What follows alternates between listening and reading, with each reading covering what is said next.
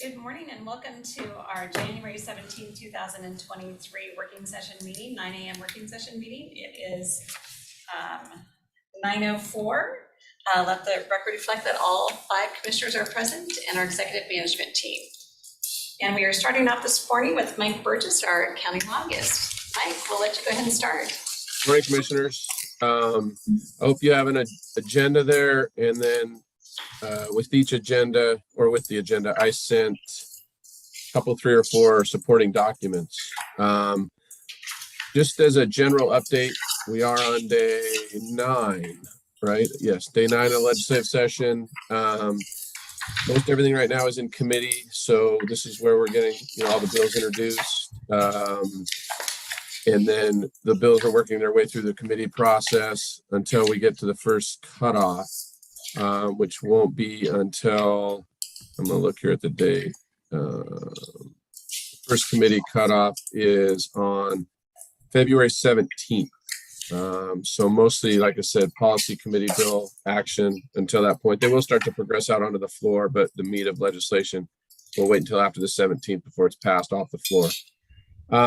Also, you should have received last Friday a kind of a bill tracking report from me with kind of a short narrative about what had happened earlier in the week. That narrative will get more specific to Spokane County as the bills that we're working on and that we're talking about move through the process. Commissioner French, I promise I will make sure it goes to you this week. Scott, thank you for the assistance there. So I was planning, commissioners, just to go through this list. Please interrupt me if you'd like to ask any questions or come back to them.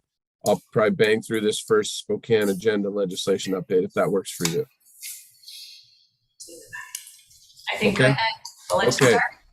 So the first one kind of fits under the condo liability issue, but I might be reaching to connect that. So it would exempt buildings with 12 or fewer units from the definition of multi-unit residential building. This is an effort, of course, to increase the housing supply. This is a Padden bill, has not received a scheduled for a committee hearing yet. We'll know the schedule for next week, tomorrow night. The next bill or bills are companion measures. This is increasing the supply and affordability of condo units. This is a bill that's bipartisan, has pretty extensive sponsor list. So I would imagine this is one of the vehicles that looks to move. I'll share this with some of the folks back at the county level there for your review to make sure that there's something that we'd want to support. Or if there are any issues with it, we would want to relay that back to the sponsoring legislator and any of our local delegation members. 5057 is the energy standards in commercial buildings.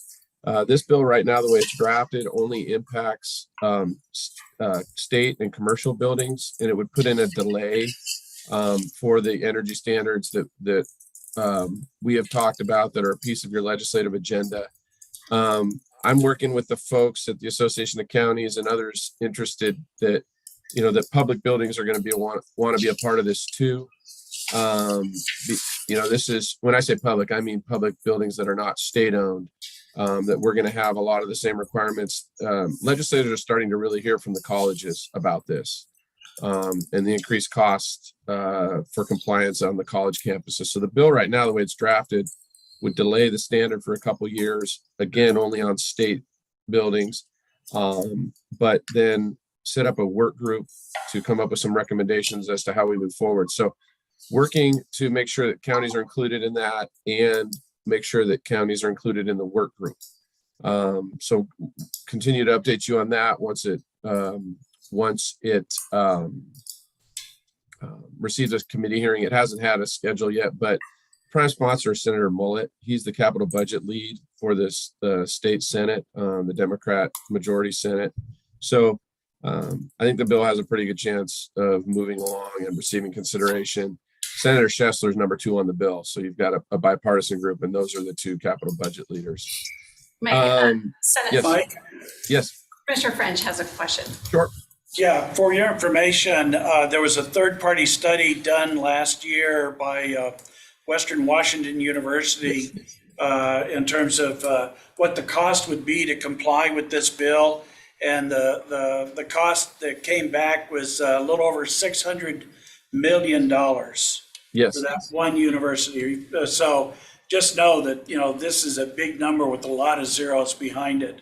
And the county would be really challenged to try and meet it. I actually had a legislator share with me that they have heard from a college, I don't know if it was a 4-year or a community or whatever, asking to be exempt from this policy.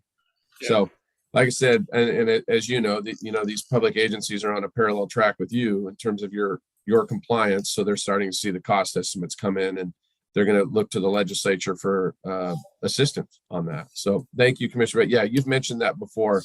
So appreciate that. The next two are there's actually companion measures on vehicular pursuits, bipartisan legislation there, sponsored by Representative Rule in the House and Senator Lovick in the Senate. Senator Lovick, you might recall, is a former Snohomish County, I think he was the sheriff of Snohomish County. So certainly has a law enforcement background. And like I said, those two bills have a long list of sponsors, bipartisan. The other two below, 5034 is a patent bill on vehicular pursuits, and 1053 is vehicular pursuits by Eric Robertson. Representative Robertson he's a former U.S. Marshal for Western Washington, was pretty high up in the Washington State Patrol. So law enforcement background from him. My guess is, looking at the sponsorship list, that the companion measures there, 1363 and 5352, are the two that move, or one of those two will move. I'd like to shop that with the sheriff's department, assuming that's okay with you all, to get their comments on that. And then if there's any comments they'd like to give back, run those through you. Does that sound like a good idea? I'm seeing head nods from everyone, Okay. so I think that's a good idea. Okay, we'll do that. The next bill, 5059, deals with prejudgment interest. This is an issue that we talked about last year. And, I don't fully understand it, but I'll tell you what I know, and then please correct me. One of the attorneys in the room, please correct me. But so it deals with when a judgment, when there's a monetary judgment, it's when the interest starts to accrue. This bill would push it back to the time of the incident, as opposed to, I think, when the claim is made. So again, I'm loose on all the legal timing of that. But at the end of the day, this has the potential for a pretty significant cost increase to the county. This goes along, commissioners, with the positions that you all have taken in the past on joint and severable and some of those things. It does not have a hearing scheduled, but I know it will be a priority for other local governments to join the coalition here called the Liability Reform Coalition. It's a group of business interests and public interests that band together and work on these kind of liability issues for entities, whether that be public or private. And again, sorry, I'm not completely clear on the legality of all that, but are there any questions or comments on that, Bill? Not seeing any right now. Okay. And then the last one, these are all items that reflect the agenda. That prejudgment interest bill, though it's not specifically called out, that kind of goes in the unfunded mandate or cost issues for counties that I'm always watching out for. And then the last one there, the protection of the riparian areas. You'll remember that is a note that we had on the agenda. There were some pretty significant potential cost impacts to the county in the legislation that was introduced last year. This bill's a lot different than that. I need to check with my colleague at the Association of Counties, but I think they're to a position where they're either they might be neutral on the bill or even in favor of it. I have to verify that, but it's because a lot of the cost issues have been removed. There was a lot more collaborative work done this year amongst stakeholders in the governor's office. So I wanted to mention that and just flag that for you as well. I can move down to the next topics, which I think we'll probably have some more dialogue on, as opposed to those up top, unless there's any questions. Okay. Second, Sorry. Commissioner Jordan. Does the bipartisan condo bill have a hearing? It does not, Commissioner. I would have let you know if it did, but at this point it does not. But that doesn't concern me at this point. Committee chairs schedule their bills out weeks in advance, kind of build what their committee structure is going to look like. And this is such an important issue. I would anticipate those bills to get hearings. So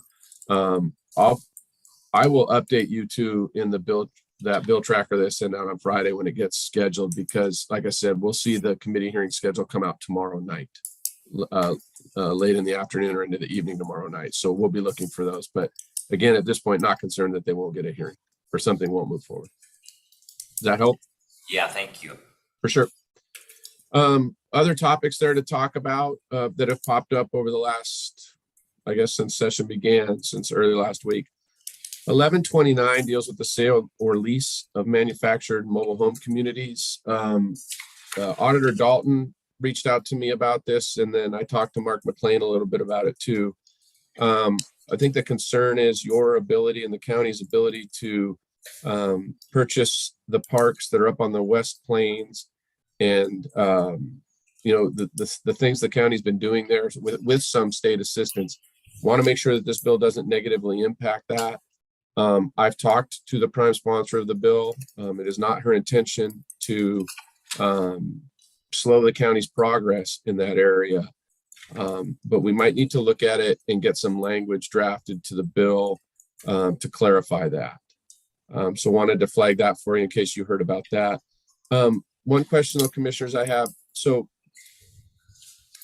is there a current purchase being made, or maybe that's something you can't say publicly? So, but what is kind of the status of the parks that are up there that might be in question?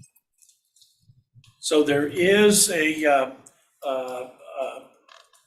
pending purchase of one of the mobile home parks located in the area. It is still in negotiation.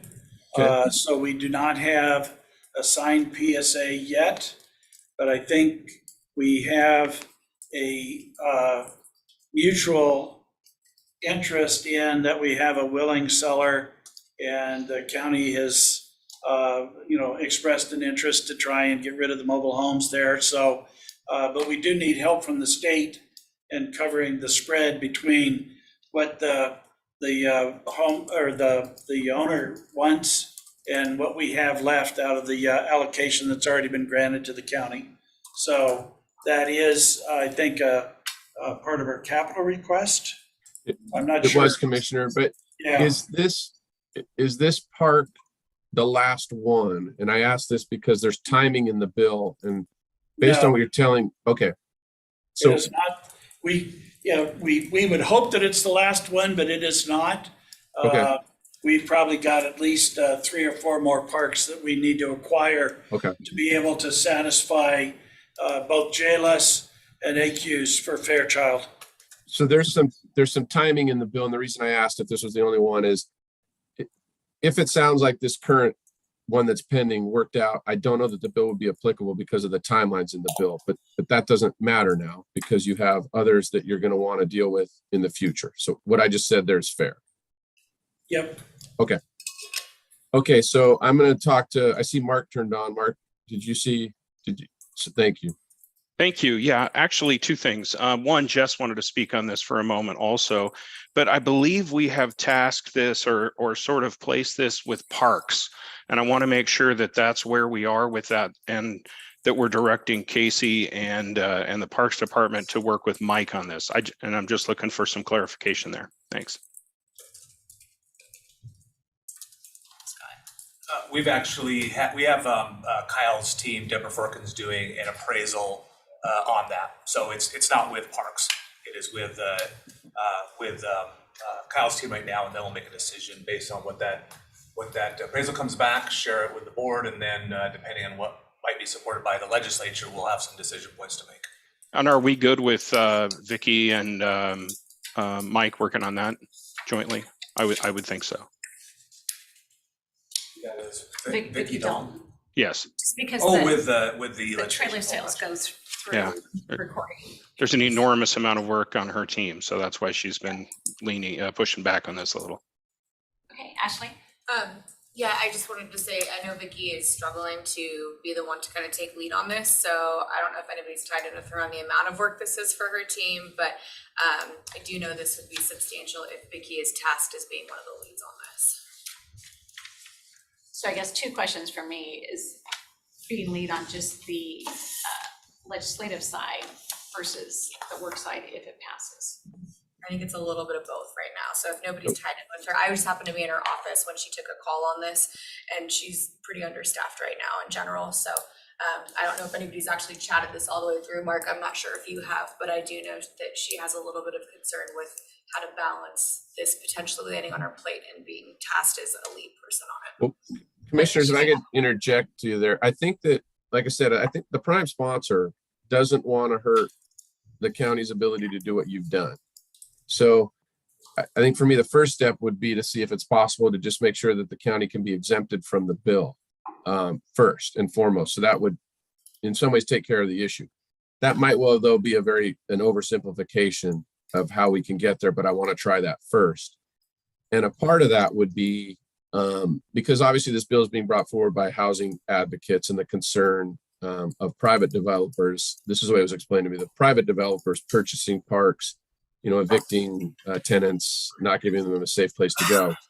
So part of this is information I would need is when we do this current pending purchase and the past ones that have happened, I assume the county assists the tenants in finding transitional housing or other places to go. We do that. Yeah, and stuff. And so we've already constructed and have available the alternative housing for them to move into. That was one of the conditions for receiving the original grant.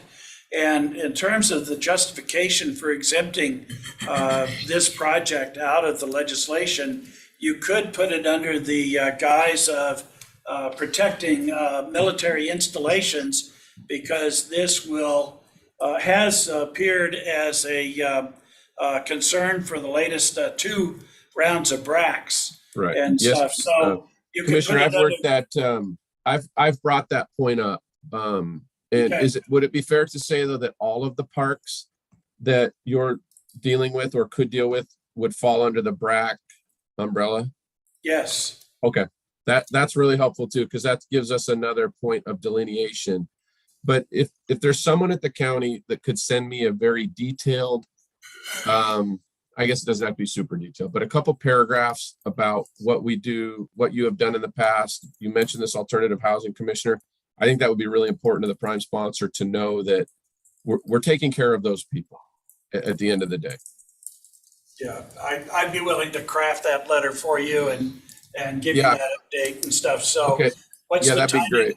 What's the timing on it? Well, the bill did have a hearing yesterday. There are a lot of folks in opposition to it, on issues unrelated to what I've spoken to the prime sponsor about. But I think I'm in a good spot with the prime sponsor. I'd like to get something to her, by the end of business tomorrow, Commissioner. Is that doable? Sure, yeah, no, I've lost. the sooner- it to sleep. sooner the better. No, it's fine. The sooner the better, but I want to Yeah, be no, reasonable we can about. get it out. We can get it out. Yeah, but if you can share that information with me, and then if there's not exactly what I'm looking for there, I'll have some back and forth, and because I'm sure the answers are there. Okay, good. That's helpful. So Mark, Moving on. before, just Oh, sure. a second before Mark leaves. So, because I think we'd want to make a motion to approve the writing of a letter. We have a second one that I was going to bring up at the end. Can we do both those together as a motion? If you'd like, as long as the motion's clear, sure. Okay, thank you. Just need to make sure we circle back and then pick up our south corridor. Oh, Commissioner, you're going to do that motion at the end? I'm sorry. Yeah. Yeah, I think we'll do the Okay. motion at the end because I'm going to bring up the fact that we want to, you don't have it on your list, but the north-south corridor. Oh, right. Sure. Okay. Absolutely. The next bill those are the GMA climate bills, having the GMA elements in your planning. I've stopped those bills to Scott Chesney. I don't know if he's in the room there. And Jessica Pilgrim is on, and I know she wants to speak to this one in particular. Oh, I'd love to hear it. I'd like some guidance on it. The bills, the Senate version got a hearing this morning, and the House version, I think, is tomorrow's. But it's okay. We're in a spot to comment. Just for some background, commissioners, the bill is different than it had been in the past. There have been counties, maybe more of what I would call the urban West Side counties and urban West Side cities that are in favor of this. A lot of it is because they're already doing some of this planning on their own.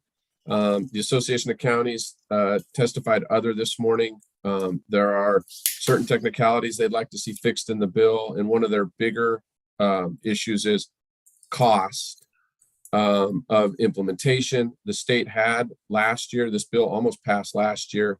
There was a commitment to provide some funding assistance, so that would be important. And one last comment I'd want to make is, you know, there's kind of two issues here. There's philosophically whether or not someone thinks that GMA and climate should be injected into GMA, but then there's also the workability of it and whether or not it works for the county. And so those are two separate things, and I just kind of wanted to point that out. So I'd love to hear the input.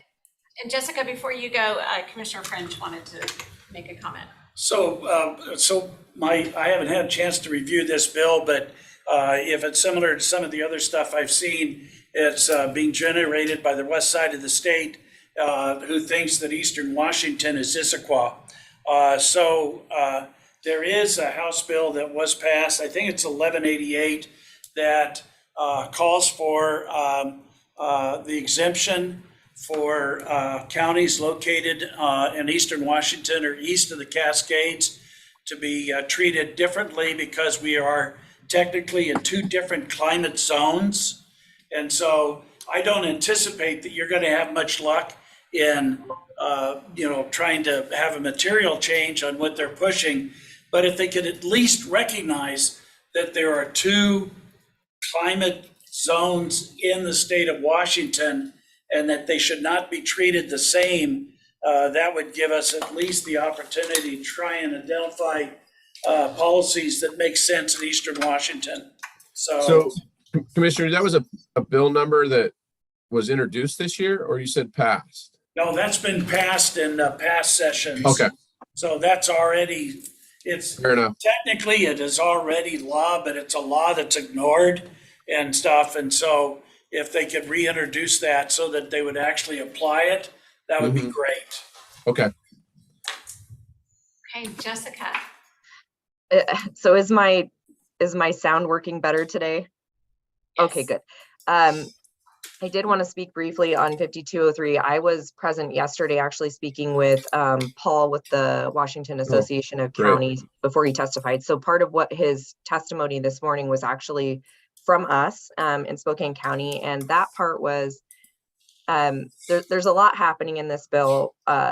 The large part of it is the green element and mostly centered around transportation, that basically the densification and diversification of transportation. So they want to add an entire element to our comprehensive plan on carbon emissions, basically, and reducing greenhouse gases. So there's that, which will be very troubling for us. The other thing that gives me heartburn about it is on top of that, if this passes, it would be implemented, it would be funded is what it sounds like. And if it's funded, then it would be implemented in our next update. So the 2026 update, and that will be a very big haul for us. However, the part that actually, oddly enough, gives me more heartburn is a part that they overlooked, that the legislature overlooked, and Paul didn't do a great job of highlighting this, although I did send him a document. And so Mike, maybe I'll send you the same document. The legislature in their updates actually inserted a portion. Well, they changed some things in, I think it's section 3 of the bill, and it's related to the capital facilities plan that we've been having difficulty with. So in section 3, what they did is they specifically added to the utilities element, water, sewer, and stormwater. And the problem is all counties have always addressed those not in the utilities element, but in the capital facilities plan element. And with the recent FutureWise case, which basically held that where you have a more specific element, sub-element like this, if they actually move stormwater, water, and wastewater into the utilities element, which requires different things than the capital facilities plan element, it's inconsistent with the rest of the GMA. So all of the GMA requires that your capital facilities plan element support the urban growth area, right? And that your public facilities and services be adequate. Well, everyone has always interpreted, all the GMA cases, all of the court cases have always interpreted those adequate facilities and services as being demonstrated through the capital facilities plan element.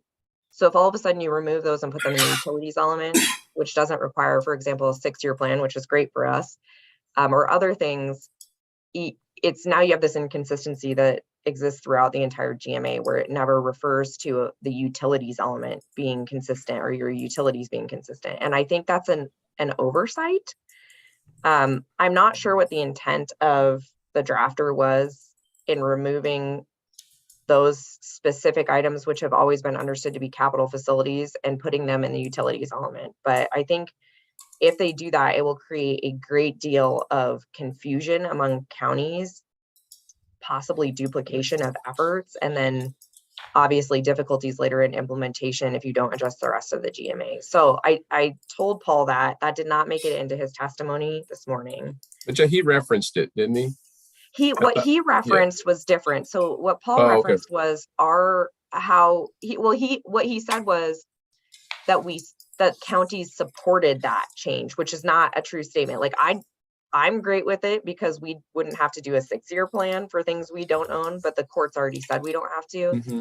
But the problem is if you're going to move all of those into the utilities element, then you have to adjust the remainder of the GMA to reflect the fact that those aren't capital facilities. And we still haven't fixed the fact that we don't know what capital facilities are. Well, that's later on the agenda. I know you're. Yeah. And so, Yeah, but what Paul did say was the portion that we gave you, Mike, and that Scott and I have been championing, which is that a lot of counties, including our own, do not own those facilities. And therefore we shouldn't be found non-compliant if we in good faith are working with those purveyors and they are not providing them to us, then we shouldn't be held non-compliant. Paul did mention that today on the record, which was helpful to us, that we're just trying to make that distinction between, what we own and what we don't. But I do hope know that someone will champion that. Commissioners Wasak's legislative steering is discussing the bill tomorrow or Thursday. They haven't not, just from a timing standpoint, they hadn't done that. But what would be helpful for me is just a summary of some of those things that you're talking about that I could share with our delegation members and other stakeholders are involved in this. That would be really helpful for me to have that in the next few days too, would be great. Yeah, I'll forward it to you right now because I provided it yesterday to Paul. That'd be awesome. Okay, Thank you. Commissioner French has a comment. So I know that in some of the efforts on the other side of the state, they are trying to funnel everything to electric.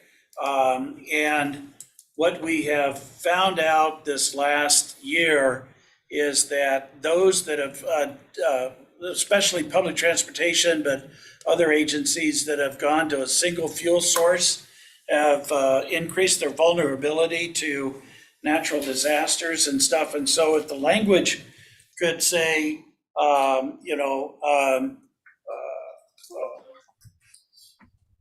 non-greenhouse gas generating fuel sources to include hydrogen fuel cells as an alternative technology as opposed to just all electric, that would at least reflect what California and Florida discovered in this last hurricane and fire season, is that all electric will destroy your transportation system. So something that will give us some flexibility and not lock us into one fuel source would be helpful.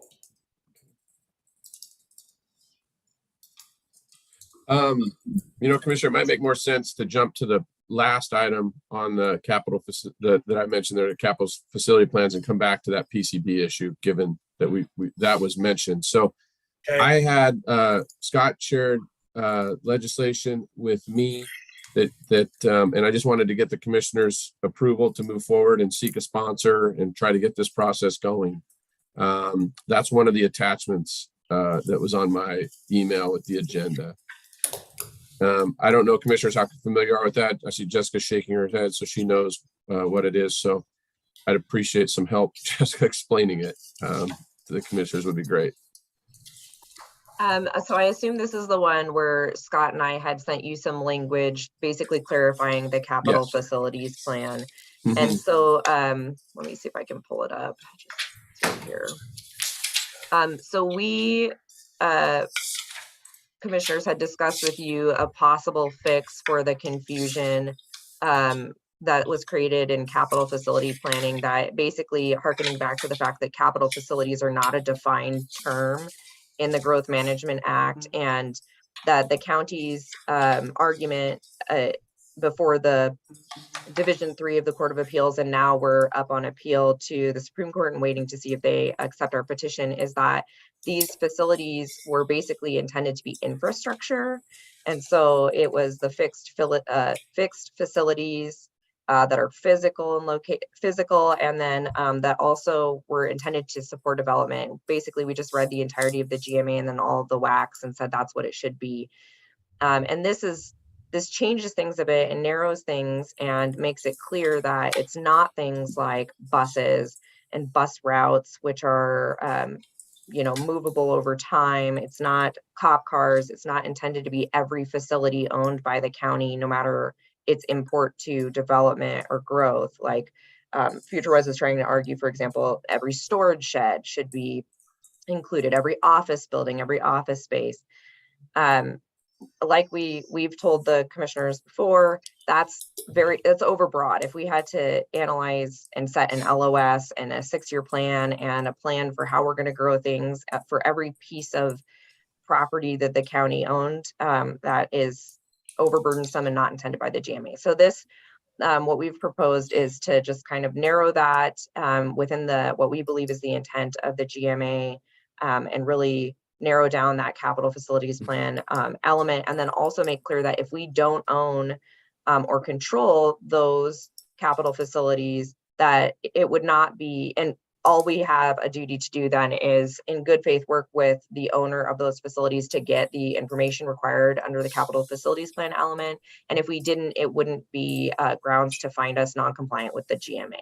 So that's the intent of our language. And then also we acknowledge that the utilities element, which they're trying to mess with in the House bill and Senate bill that we just talked about, 5203, that maybe be an optional element, because typically utilities that were addressed historically in the utilities element, which was telephone lines, electricity, are actually owned by for-profit private corporations, not municipal governments all the time. And so getting that information is even more difficult. And so we thought maybe we should make that an optional element, because it's hard to comply with that if we can't get cooperation. And also to note that, again, all of these special districts and these private corporations are not bound by the GMA. They're not mandated by the GMA to plan in compliance with it. So we needed to acknowledge that either by making them comply or removing them from the equation on if we're not able to get that information, not holding us accountable. So commissioners, I'd like, your approval to go, because this was new to me, and I know that the timing of it. I'd like your approval to, go forward, get a sponsor, get a bill drafted, and see if I can't get one introduced, and then start the process from there. So I'm going to ask Mark if the head shake is enough, or do we need to do a motion? I'm sorry, commissioners, I would probably defer to Jess on this one. She's following that. Generally speaking, though, I'd prefer a motion and, open it up for a vote. That always makes it a lot cleaner. Yeah, and I think that the board did earlier pass a resolution delegating the authority for Scott Chesney and myself to seek a legislative fix. But like Mark said, it might be helpful. Just one of the things we said in the resolution is that we would come to you with any final language for your approval before we went to the legislature. So I think a motion would be helpful. Okay, so normally we'd like to have a touch, but due to timing, the nature of this, we would need to vote on it today. So this is a new piece of legislation that you're proposing? Correct. Yes, this would be a new piece of legislation to amend the GMA. Yeah, I mean, I have a lot of questions because I'm coming at this after you guys have discussed.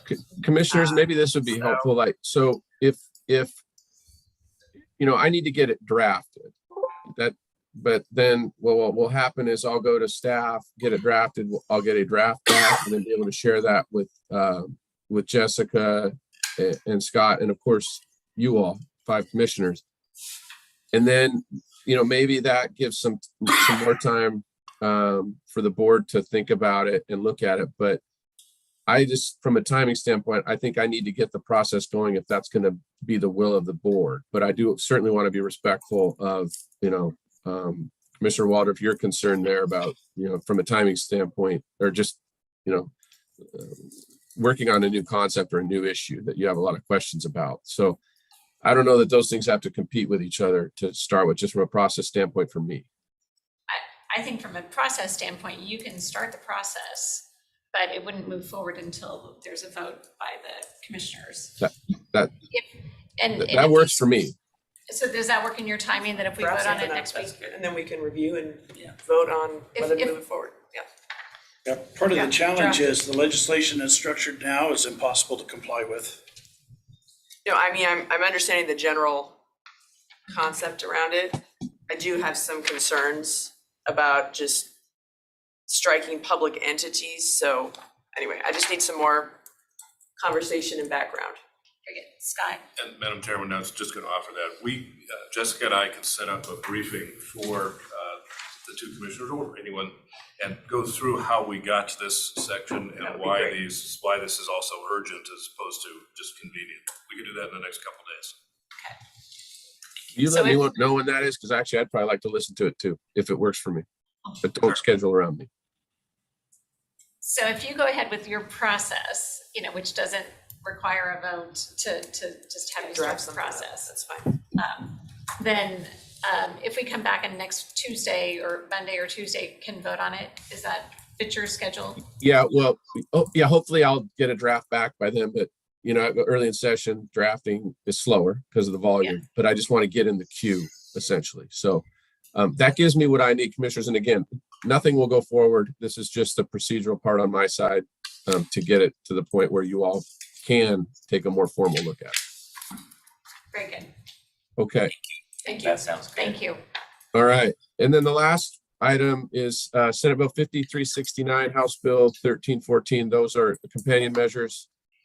This is a bill that deals with PCBs. There was an attachment of the summary of this bill that I know was sent that I saw flash across the screen. So if you want to pull that one back up, but give you a little bit of background on this. The Department of Ecology had gone through a safer products process over the last almost 3 years. And one of the things they were looking at were products, pigments, inks, dyes that contain PCBs. And the department was going to issue, I don't want to say a rule, but issue guidance rulings, something along those lines. And then ultimately what happened was it was determined that there was federal preemption for the department to deal with these specific products. This bill is an answer to that. The bill would direct the state, essentially the Department of Ecology, to ask for reconsideration at the federal level. And then if that doesn't happen, direct the Department of Ecology to go forward with that process. And then, of course, there are some appeals. If you look at the bill language, if an entity appealed, whether or not it would be in violation, or whether or not federal law preempts it, I mean, that's a legal question. Not sure that really matters for your discussion on this, but Senator Billig is the prime sponsor of the version in the Senate. He gave me a heads up about that, and I think Representative Ormsby or Riccelli sponsored the House version. Needless to say, this is a water quality issue for them, and what's gone on in Spokane, tie in with the Toxic River Task Force. Commissioners, for full disclosure, on my end, I represent the paint industry here. I have a client called the American Coatings Association. So we're the ACA is the paint manufacturers and paint stores. And so they certainly have some concerns about the bill.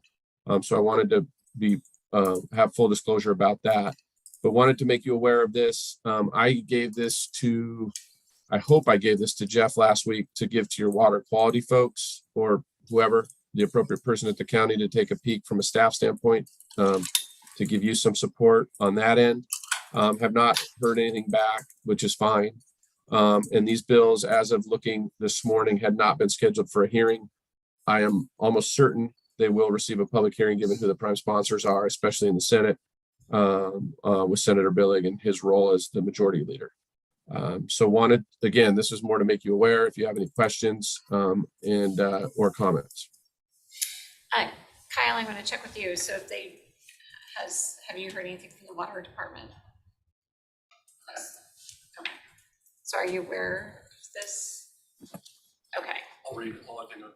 So, yeah, so if you could, because I would want to make sure that the Water Resource Department lets us know what their thoughts are, or I want to know what those thoughts are on this. So any other questions or comments? I mean, I guess in general, we don't have any control or access to their information. So standpoint of what our ability would be to enact anything on the planning document for the capital facilities plan, being on the outside, we don't have any optics into their ability to provide water, their water rights, things like that. I mean, we don't legally have the ability to demand that information from them. So how we could, actually facilitate a planning element in a 6-year would be just based on what they tell us in a cooperative standpoint. Yeah, no, and we've moved off I that, apologize. that's okay. That one too, this is legislation regarding PCBs. Oh, okay. Then I know Rob's keeping track on that, but let me put that in front of him. Yeah. But So I want commissioners, to know what maybe his perspective is. Thank you. that might be something maybe we revisit first of next week, Okay, or unless as you as a board, if you're prepared to take a position on it now. I think I want to just make sure that, we check with Rob to see, what his thoughts are. Fair enough. So then, Oh, sorry, Commissioner, I had one more quick one. okay, But so I forgot to put on here, but I attached to my email with the agenda. This is the letter of support for the ballpark capital budget request.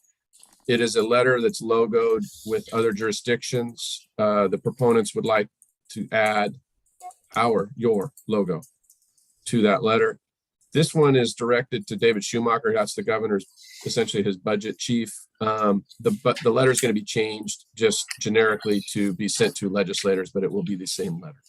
So wanted your approval for the use of the logo with those other jurisdictions that are on the letter. so it seems like we've got then, and do you need this today? Well, I'd like to let the coalition leader know that we're okay with sharing the logo, if in fact you are. I mean, as I look at the letter, you're joining the other jurisdictions, so.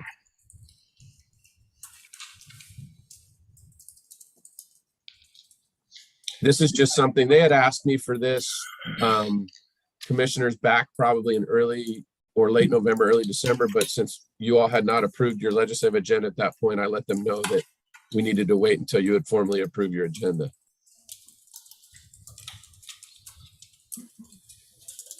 The package that was sent to me didn't include the letter, so I have no idea what's in there. It's in your stack. Oh, is it in the stack here? Thank you. But, so what would be the point, I mean, is this to ask the governor to, like, the governor's already sent his budget, So, right? Commissioner, it would be, The like I said, legislature. it would be changed to make an appeal to the delegation, Oh, okay.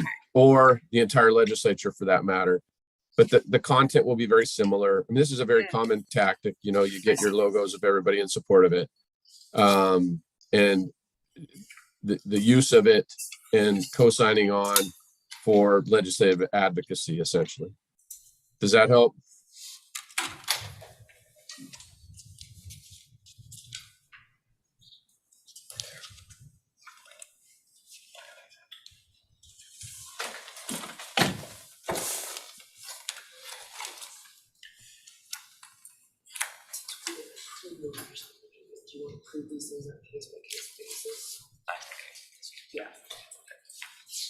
I was just asking Commissioner Jordan, since we didn't approve the legislative agenda because we weren't here yet, you know, there may be these asks on case-by-case pieces of legislation. So I think, you know, I'm fine with this letter. So it may be that some of these things we may need to vote on, but others not. Well, I think we will need, if we're gonna add our logo to it, we do need to vote on it. Yeah, I think, So, so on a case-by-case, we just have to move forward that way. Yeah, Yeah. Commissioners, I just from a matter of process, commissioners, if you're ever asked to sign on to a letter, even if it's on like the issues on the agenda, I would always come back and ask you for use of the logo. because our logo can't go on if the board doesn't Right. approve. So you can always sign on to something as your own individual, commissioner, but you can't do it as a board. Right. So, Yeah, I'm fine adding it to whatever next agenda so we can do that. well, I think he's wanting us to do it today. So if we do it today, then I gotta open it up for public comment, which we'll need to do For other, on the other letters. But I think this we have to take, this I believe we would take separately. Unless we're making a clear motion to approve this, approve the signing of the letter for the mobile home parks, and approving the signing of a letter, which we haven't discussed yet for the north-south corridor. So I think, I guess, Mark, I'm gonna check with you, if we can do those all as one and specifically identify each of the three letters that we're approving.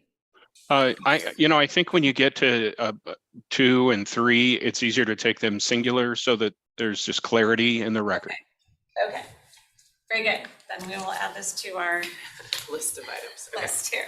Sounds good. Okay, Mike, I see Melissa Gomboski is listed as a as a contact. Is she one of the lobbyists for one of these municipalities, or has she been hired by the baseball teams to lobby? The latter, the baseball entity, Commissioner, I don't know what the name of it is. But, All right, thank but So one other item, Mike, that I'd like to bring your attention to is the House Bill 1245 or Senate Bill 5364. It's about lot splitting. Yeah. And this is an equity issue and for cities that are trying to increase their infill development, the cost associated with doing short plats and the process is very extensive. This is a bill to try and streamline that process so that as you increase infill development, you also increase the opportunity for home ownership. So I think this is consistent with our past practice of supporting greater home ownership and stuff, and so I'd be in support of that bill. so what was the numbers again? The number, it's on the second page, it's at the top, House Bill 1245, it's titled Lot Splitting. And Senate Bill is 5364, it's sponsored by Barkus, but basically, the city has adopted this infill regulation, but it doesn't allow for splitting lots. So it just means that we're perpetuating the cycle of rental as opposed to home ownership. This would allow for greater home ownership by being able to split a lot in 2 or 3 segments as opposed to just a single lot with 2 or 3 units on it. It's got interesting bipartisan support. You've kind of got the whole spectrum there. It does. In fact, you make a good point, Commissioner Kearns. The Senate prime sponsor is Senator Frame, different party than Senator or Representative Barkas. So yeah, interesting bipartisan list. Doesn't look like it hasn't been scheduled for a hearing as yet, either version. I think the impetus behind this is providing the opportunity for home ownership as opposed to perpetuating the cycle of forcing everybody to be a renter instead of building equity.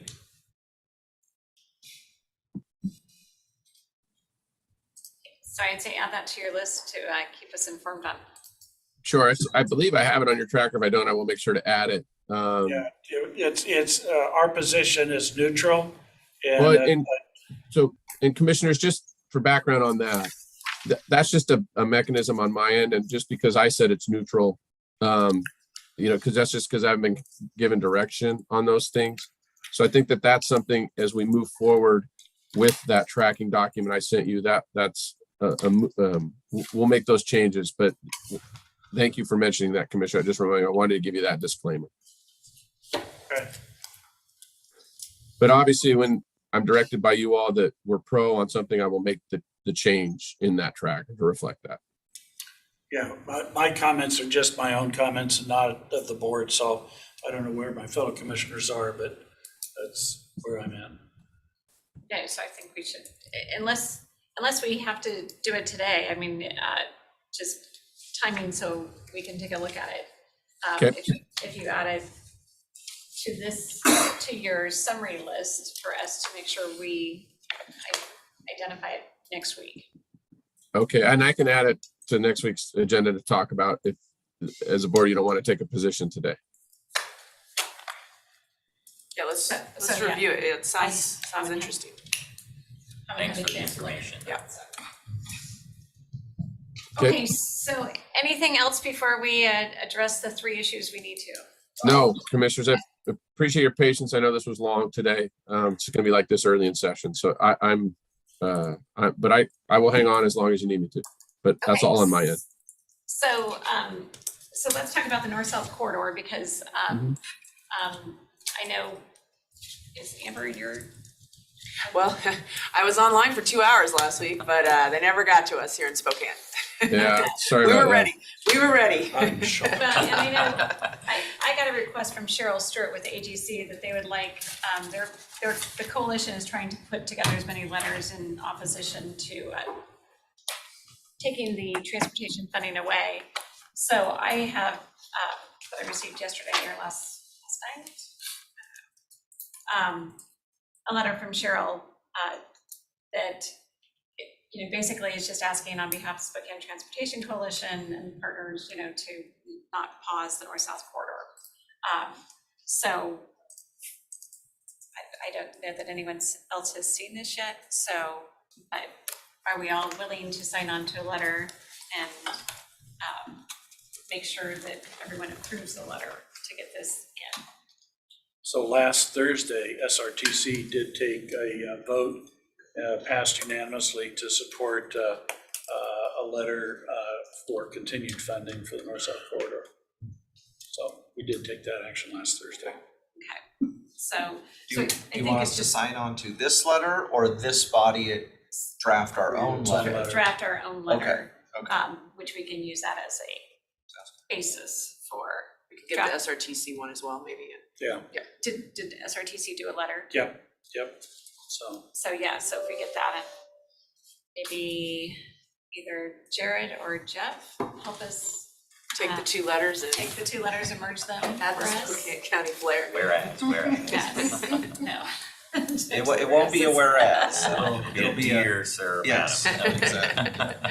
So, because I think that's just helpful to continue to have as many community members and entities put letters in to make sure we don't delay the north-south corridor. Okay, so we're all in favor of that. So we have Could I ask, Mr. Burgess, if, I got an email on Friday saying the hearing had been, that there may be an opportunity on the 18th, so tomorrow at 4 PM for another hearing. Is that what you're hearing? Is that what you're hearing about a hearing? Commissioner, I don't know, but let me find out, and then can I text you back? I guess you're asking, Yes. will you be able to testify at Well, that they later sent hour? me, they sent me a link to sign Okay. in, whoever the staff for the committee. And I'm assuming anybody that signed in that didn't testify Yeah. got a similar email. But you know, the group of us that were going to testify has been kind of organized by, remind me, the gentleman from GSI. Jim Henry, yeah. No, Jason. Jake. Oh, sorry, yeah. Jake. So anyway, Jake has been kind of following the issue and gonna circle back with myself and Cheryl Stewart and Mayor Woodward and whoever the fourth person was from the union community. Commissioner, I just looked at the agenda. It has the same item it had the day you testified, meaning, but a lot of times it'll say carry over from the previous hearing. It doesn't say that. That doesn't mean that's not what it is. So, anyway, Well, I'll click on the link and sign Yeah, in, and then I we'll would do kinda that. figure it Let's out. do that, and then I'll ask someone. I'll find out if that's what it is, and I'll text you. Does that work? Yeah, and it said that you can submit, written Yes. testimonies, so others could do that as well, but we can always submit this letter anytime, I'm sure, in the next, Yeah. several week or so. As a matter of course, with that letter, once you get it to me, I will distribute it to, first of all of your delegation members, and then players on the transportation committee members, folks like that. Yeah, if you get an agenda for tomorrow afternoon, keep me posted because. No, yeah, it's, so like I said, Yeah.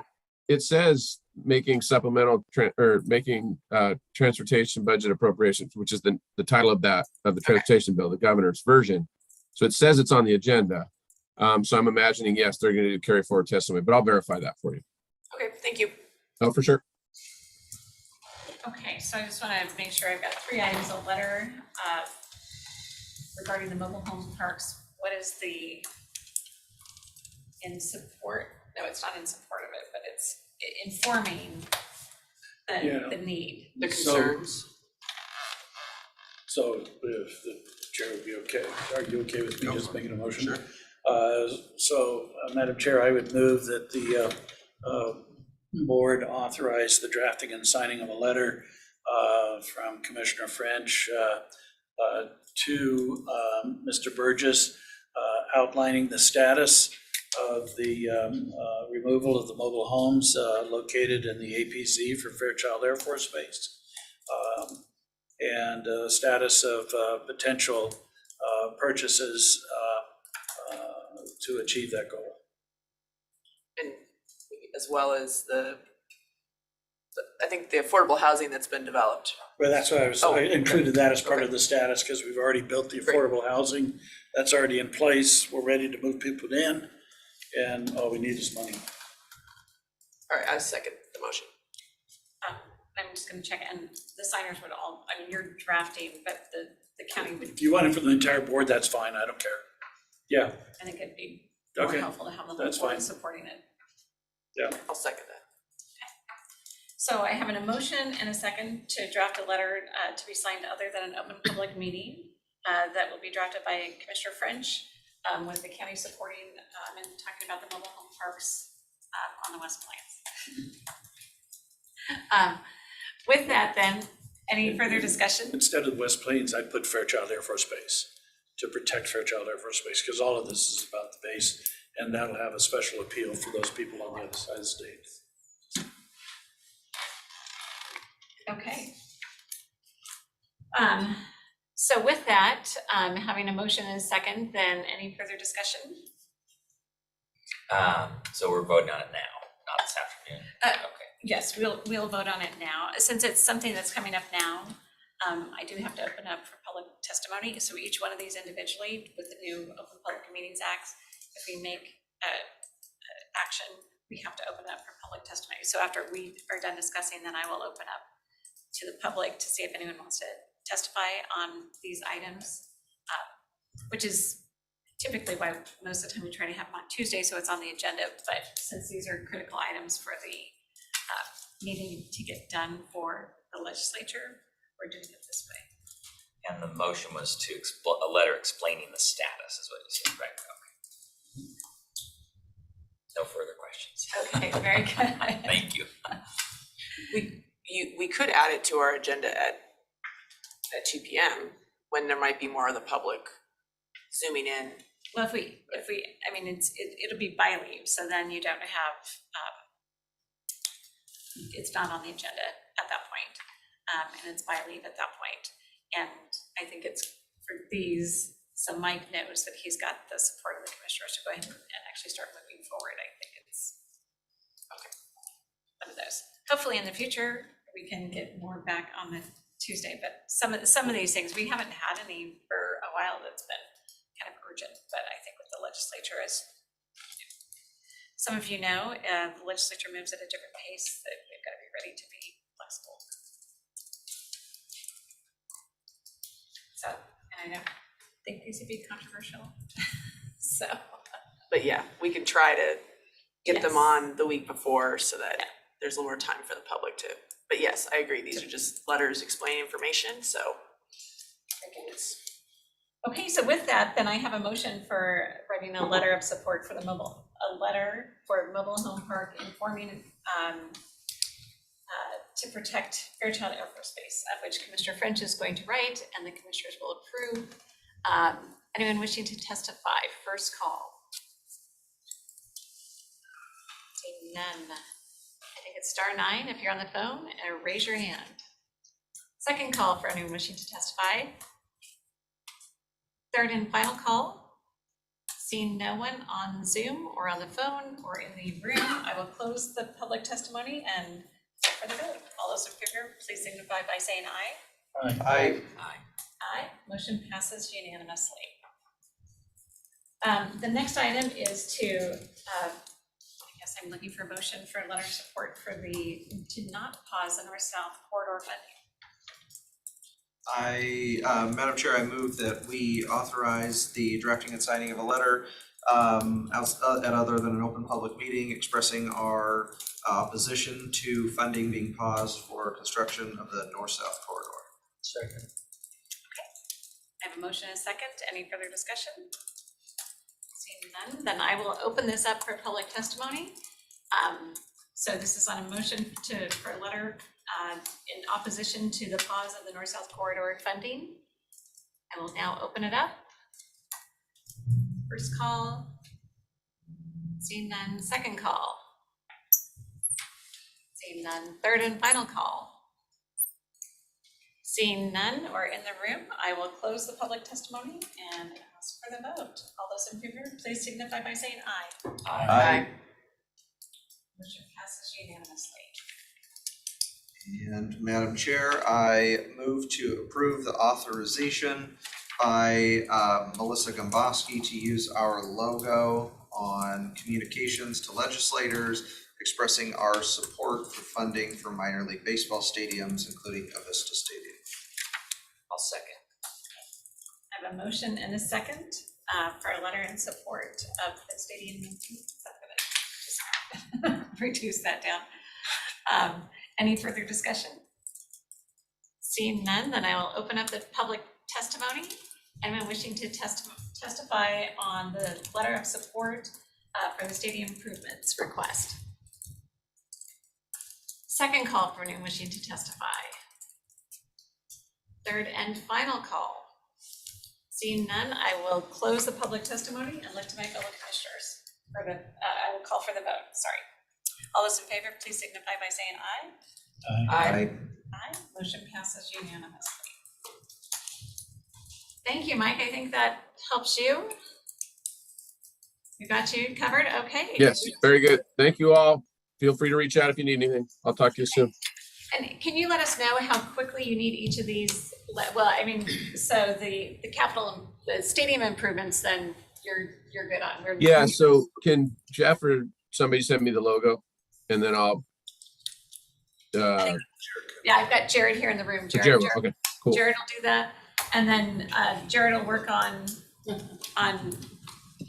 letter for the north-south corridor as well. Sounds great. Thank you. All right, bye-bye.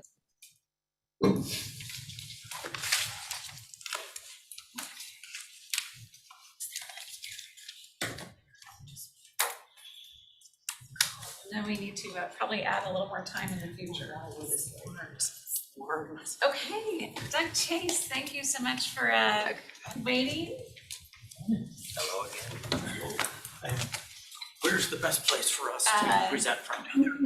Those are already wired. Yeah, just go ahead. Okay.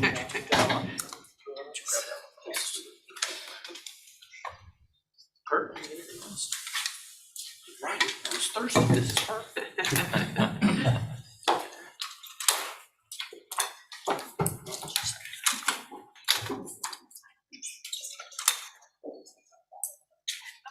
All right, well, good morning, Commissioners. Good morning, I'll let you introduce. Yes, perfect.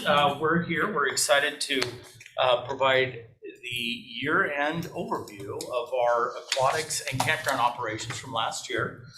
Typically, we might provide this in around November or so, and I felt it could be beneficial to wait till the first of the year with our new board. And Hayden Harlan is with me, he's our recreation program coordinator, and Kurt Chambers, our operations division manager. And Kurt and Hayden collaborated heavily in the operation of our campground out at Liberty Lake Regional Park. So they have done a nice job, and you'll learn a little bit more about that.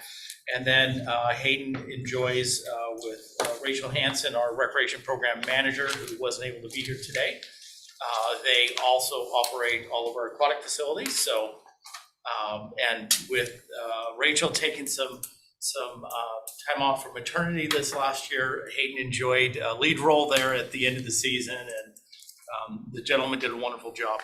So with that, they're going to provide, they've got a couple presentations that hopefully Ron can pull up. We have one for each facility. And then at the end of that, I will take 2 or 3 minutes just to provide a really quick follow-up on the acquisition that we briefed on last week in West Plains. So without further ado, I think we're ready for Hayden to step up and provide the overview. Which one? Let's start with aquatics, if that's okay. Casey.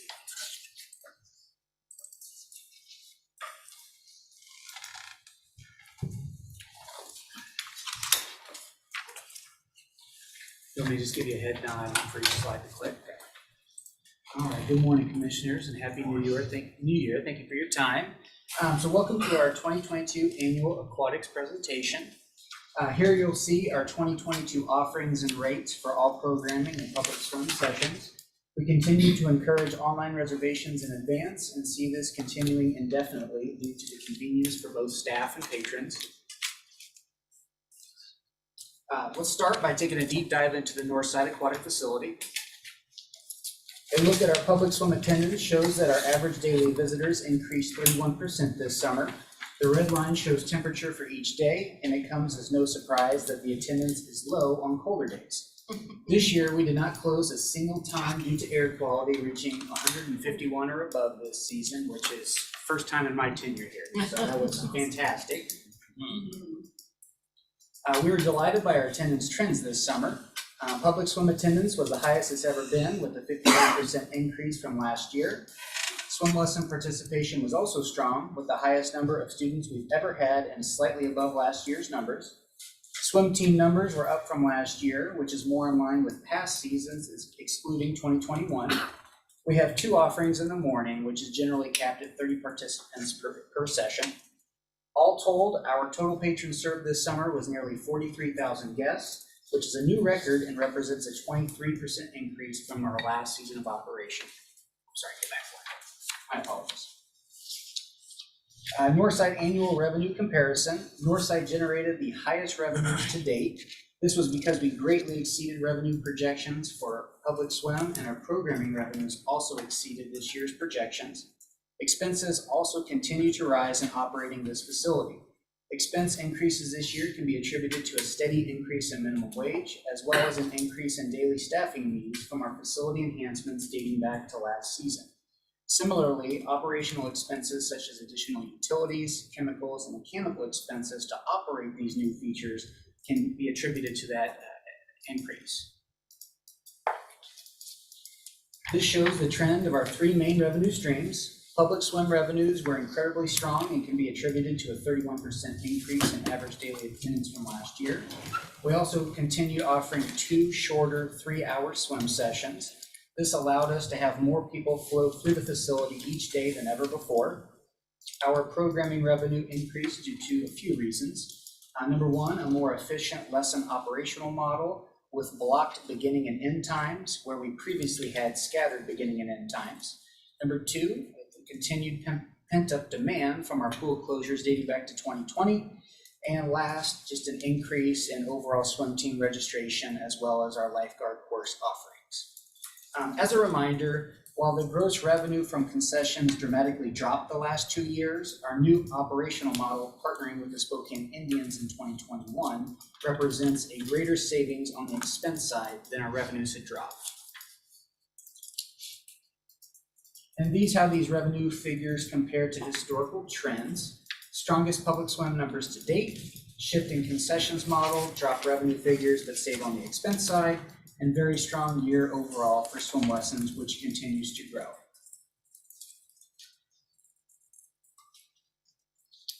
One more, please. Thank you. On that note, here's a glance at our concessions expense versus revenue trends for the last 9 years. As you can see from the table at the bottom showing profit and loss, the operational model employed with the Spokane Indians represents a significant reduction in operational expenses, leading to a positive net gain in revenue dating back to the last 2 years. This slide breaks down the operational expenses into 3 main categories, those being full-time employee costs, seasonal extra help costs, as well as M&O supplies. The $97,000 in M&O expenses is broken down further on the left, where you can see the bulk of our operational expenses. Our cost per patron has held relatively steady the last several years with minimal increase from last season. Our revenue per patron was up this year, largely due to the drastic increase in our public swim revenues. And if there's no questions specific to Northside, we'll switch gears and discuss Southside for a few moments. Quick question. Sure. You said there's a 3-hour swim, right? Correct. What was it before? So before, we had just one long open swim session where people could stay for the duration or come and go as they please. So we've broken that down into 2 sessions now. Did you get any feedback on that from people, one way or the other? Good. Of course, there's a few that are like, oh, we missed the whole day long session at the pool, but overall, it's been great. It's obviously successful on the profit side of things as well. We're able to see more people and accommodate folks, so. Thank you. Yeah, of course. All right, any other questions pertaining to Northside? All right, let's dive into the Southside Aquatic Facility. All right. So the daily average at Southside Public Swim also went up slightly this season. It's not as dramatic of an increase at Northside, as this site has historically had more than double the capacity of the Northside facility. As with the previous Northside slide, you can see the trends of attendance follow the trends of the warmest days. Here we can see our attendance numbers compared with years past. We had a 23% increase in total guests at Public Swim this summer, partly due to having a full 64-day operating season. Swim lesson participation was the highest it's ever been at Southside.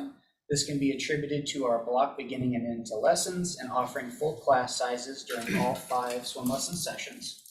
And total patrons served also saw a drastic increase of 23% from last year.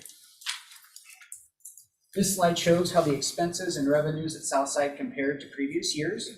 Rising staff costs and additional expenses in many categories is the leading culprit for the increase, along with having the full 64-day season. Revenues were up and can be attributed to the large increase in public swim attendance. Here's a closer look at those 3 main revenue streams. Program revenues were very strong this summer due to the popularity of our Learn to Swim program. Concession revenues were great, with nearly all of the $6,100 being net revenue. And open swim revenues greatly exceeded our projections for all of the reasons previously mentioned. And here's how those revenue figures compare to historical trends. To reiterate, strongest public swim numbers to date. The shift in our concession model drops revenue figures but saves on the expense side. And we had another strong year of swim lessons, which again continued to grow. Looking at the concession trends, our portion of net proceeds were over $5,500, and we are very excited about how this partnership will continue to grow in the coming season with the Spokane Indians.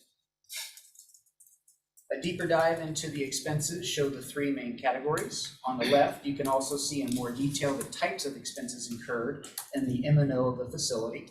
Like at Northside, utilities, chemicals, banking, and web services make up the majority of our operational expenses.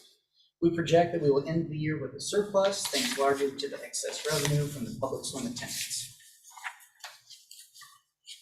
Very strong total patron serve number this last year, and some expense savings translated into a lower cost per patron from our last season of operation.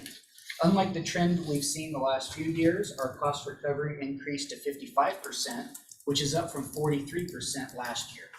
Despite a healthier cost recovery this season, it's important to remember that these are still very solid cost recovery numbers for a water recreation facility. Many of our aquatic partners in the region don't even track cost recovery because it's extremely low. Those who do track have shared that it's around an average of 26% annually. It's certainly a balancing act, but we aim to have the best cost recovery as possible each season, despite many factors working against us, such as the increase in minimum wage.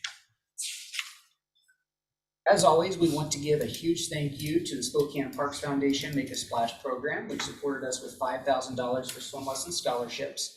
We also worked closely with the foundation and Canopy Credit Union to bring back our free Saturday night community swim series and hope to continue that into 2023.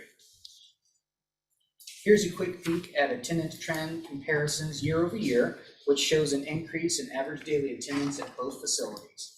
To reiterate, the large jump at Northside is due to the increased capacity and offering 2 daily public swim sessions, which began in 2021.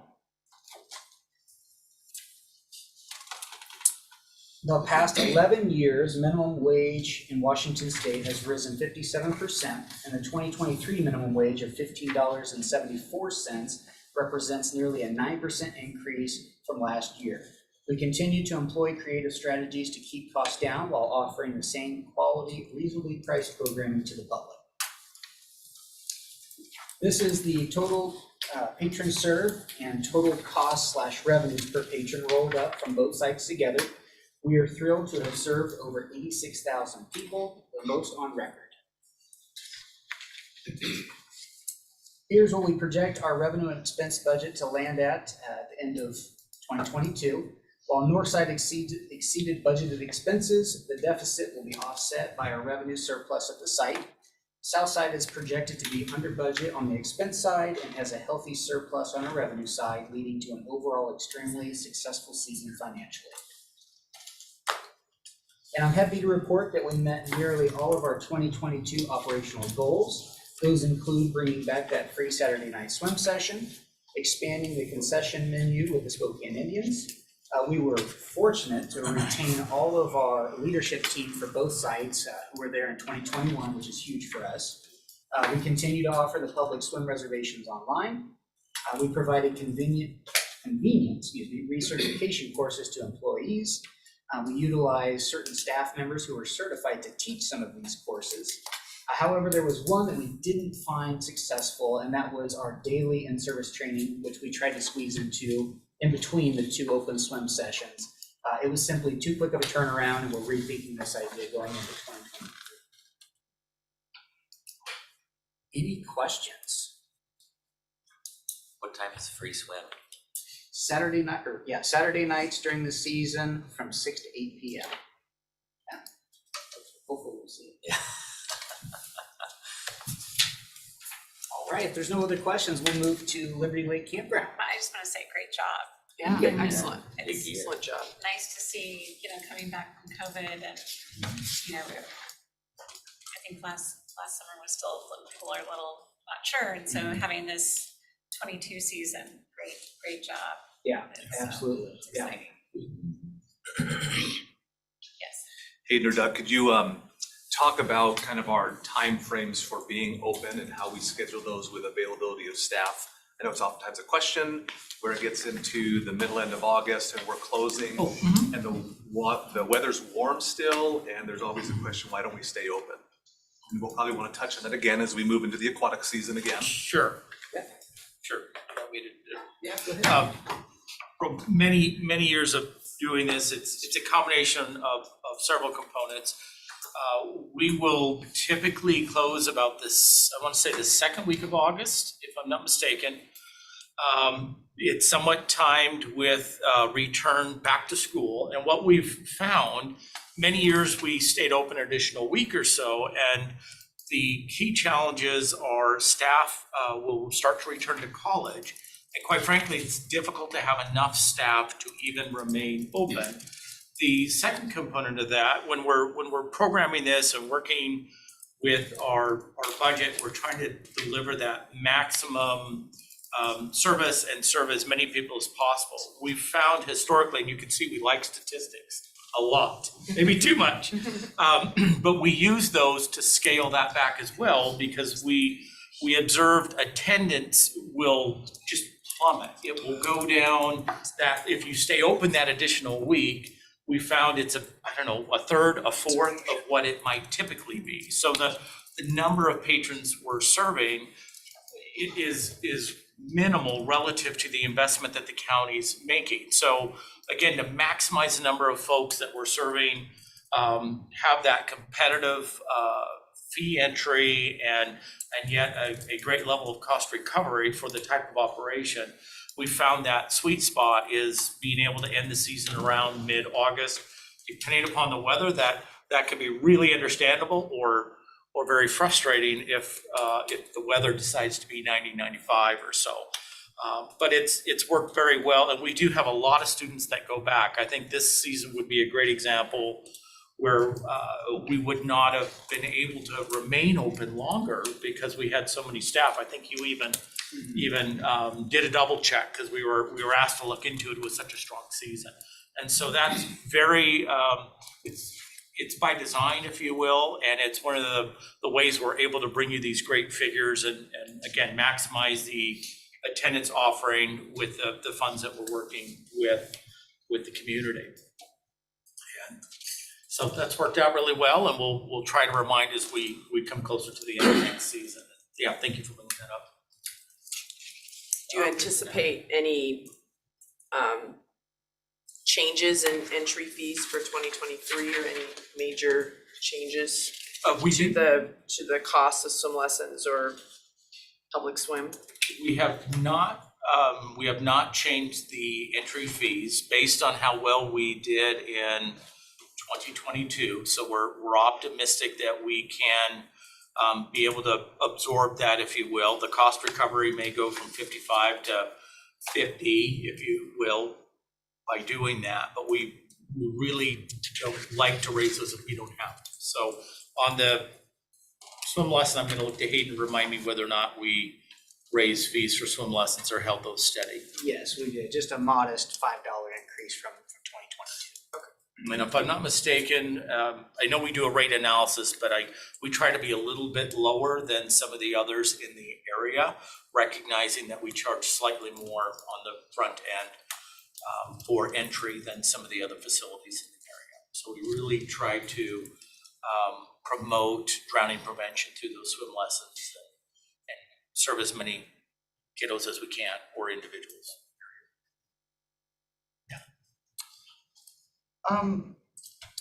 The banking and web services number seems rather high, just at first glance. I mean, at Northside, almost 19,000 and 23.5 at the south. Is it the banking we're overpaying on, or is it the web services we're possibly paying a little more? That just seems like a large number. Certainly a combination of both.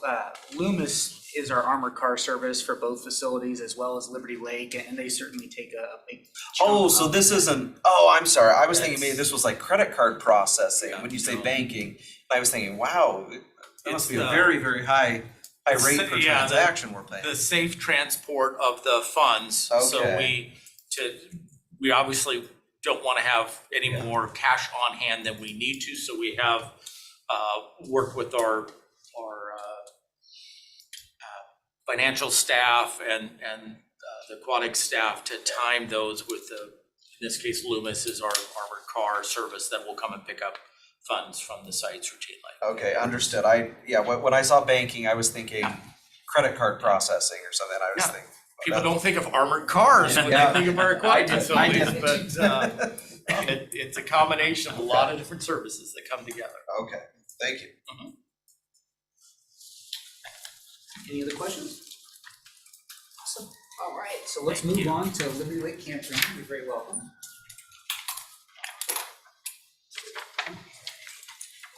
You can go ahead and click on these. All right, our park season starts on or near May 1st and ends on or near October 1st, and camping is available each night. The entrance booth charges a day use fee from Memorial Day through Labor Day and on the weekends in May and September. Entry fees have continued to remain the same for several years now, Based on our park season dates mentioned above, our entry booth was planned to be staffed a total of 132 days this season. However, we unfortunately had to close the entry booth an unusual amount of time this summer due to staffing shortages.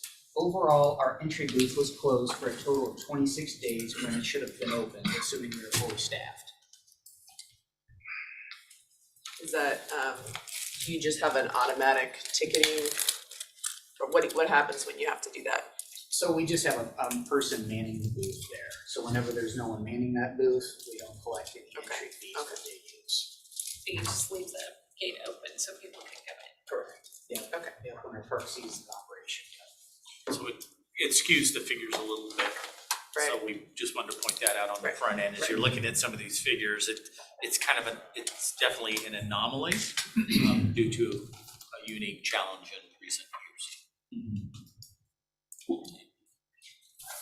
We are thrilled to report another extremely successful season. We were unsure if camping numbers would stay consistent due to the demand from the pandemic, but the camping crowd surprised us again by continuing to book up our very popular campsites from the day we opened until the day we closed. Here we've broken down our budget revenue versus actual revenue. As you'll see, our campground generated over $25,000 in surplus revenue, which was needed to offset our admissions shortfall of nearly $15,000. This shortfall is attributed to the continual need to adjust the booth hours due to staffing issues, as I mentioned at the beginning of this presentation. We would often close the booth during the week and open Friday through Sundays, which was all we could accommodate and since throughout this last year. On the expense side, you'll see that we managed to stay under budget for all line items, including full-time employees, M&O, as well as seasonal staff. We projected to end the year with a budget surplus of nearly $31,000. This slide compares the revenues and expenses from this summer to those in previous years. Thanks to the popularity of camping and our veteran camp hosts, our revenues continue to hold strong, primarily from our campground operations. Campground stays nearly matched our milestone high from last year, breaking 4,000 nights stayed this season. You'll notice that our total number of nights available has increased slightly over 500 since last year. The main reason for this increase is due to the work we've done the last 2 seasons enhancing our reservation system, which is called Itineo, which has led to a more accurate representation of the numbers of campsites available. Another reason is due to converting multiple overflow sites to regular tent sites available throughout the season. This led to one of the highest occupancy rates to date at 69%. This is a closer look into the cabin stays specifically. We currently have 4 small rental cabins that are incredibly popular at the park, and plans are in the works to build a 5th cabin within the next year that will accommodate larger families. Here we can see the revenue generated by each type of accommodation in the park. While the blue bar shows the total revenue generated by site of each type this summer, the orange bar shows the average revenue generated by each tent site, RV site, or cabin respectively. This slide shows the same revenues in comparison with previous years. Tent site revenues dipped in 2020 because half were closed to ensure social distancing. Other than that, our campsites continue to show gains year over year, and we predict that we will continue into the foreseeable future by continuing to maximize occupancy potential and through modest fee increases. Total visitation at the park was slightly up this year, which can be attributed to 0 disruptions in our operations since the air quality never reached 151 or more, along with having 2 more days in our typical park season compared to 2021. Please note that our total patrons served is an estimate and is greatly impacted by our entry booth hours of operation. Because the booth was closed for those 26 days throughout our park season, we were unable to track daily users on these days, which greatly impacts our admission revenue as well as patron served tracking. You'll also see that our tracking of cost per patron jumped significantly in 2019 when our department began tracking the expense of year-round park maintenance workers within the Liberty Lake budget. However, our gross revenue per patron still continues to impress. The successful operation of our campground has kept net revenues per patron figures very strong despite expense increases. We were able to gather survey responses from campers this season through an email they receive on checkout day. As with previous years, we received many kudos for a clean and well-kept park, friendly staff, and creation of an experience that our guests choose to return to again and again. As always, we selected a few constructive comments to call out, and the same themes emerged again this year as they always do, namely the sloped RV sites, enforcement concerns, and a strong desire to see the boardwalk over the marsh renovated. These are items identified for correction in our site master plan phase 1. We continue to work closely with the county park ranger to do what we can in enforcing park rules to keep our public areas safe. Our 2022 goals were largely met this year. The main goal we struggled to meet was hiring a full staff team. With the complex nationwide staffing shortage, this had a major impact on our park operation this summer. And our goals for next year mostly center around strengthening that staff team to overcome these challenges that we faced last year, along with implementation of phase 1 of the master plan design of the park. Any questions pertaining to Liberty Lake? No, I just hear great things about people out there using it and liking it. So people, who try to get into those little cabins and they, they're full already. So Yeah, they're very popular for sure. What is your reservation? How do you do the reservations for those? So there's several different ways. So many days out. Yep, so you can reserve 365 days in advance. Okay. And then when we are in our park season, you can of course use our online reservation system, which again is available 365 days. Or you can call the admin office, as well as the camp hosts themselves, who have different operating hours compared to the admin office. And Hayden, too, you mentioned kind of the survey comments. So for those folks at the campground in particularly, we have email addresses, and after their stay, they're emailed a link where they can take a quick 5-10-minute survey and provide direct feedback on their stay. And so that continues to be really helpful, and we look at that very carefully as we venture into the next year and try to make accommodations where we can. And it's been something we've been able to continue and have found that valuable to operations. They're very good at recognizing some of the challenges that we're very familiar with. A lot of times they identify things that we may not have otherwise known. So, Any other Thank you. questions? Yeah.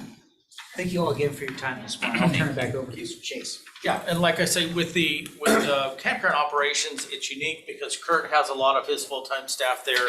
Hayden has a lot of seasonal staff, and they have a couple regular meetings to help coordinate and understand the different responsibilities and how they can overlap, and that has been challenging over the years. And I would say this last year, they had some of the greatest challenges with the rotation in staff, and yet I would say some of the best collaboration that I've seen just from where I work. These gentlemen and Rachel have worked very well together, and it really shows in the end result. So thank you. And if it's okay, I was just hoping to take 2 more minutes as a quick follow-up. We briefed on an item that I believe is on the 2 o'clock this afternoon.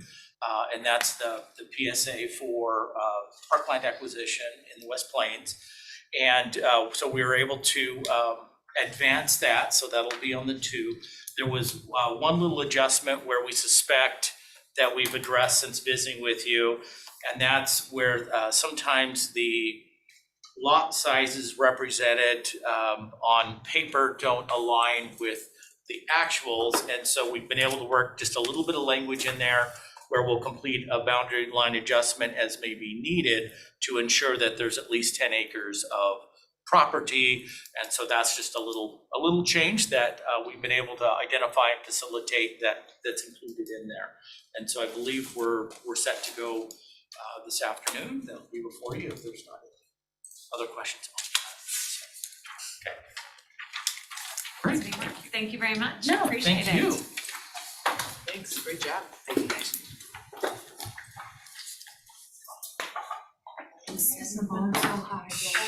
I know.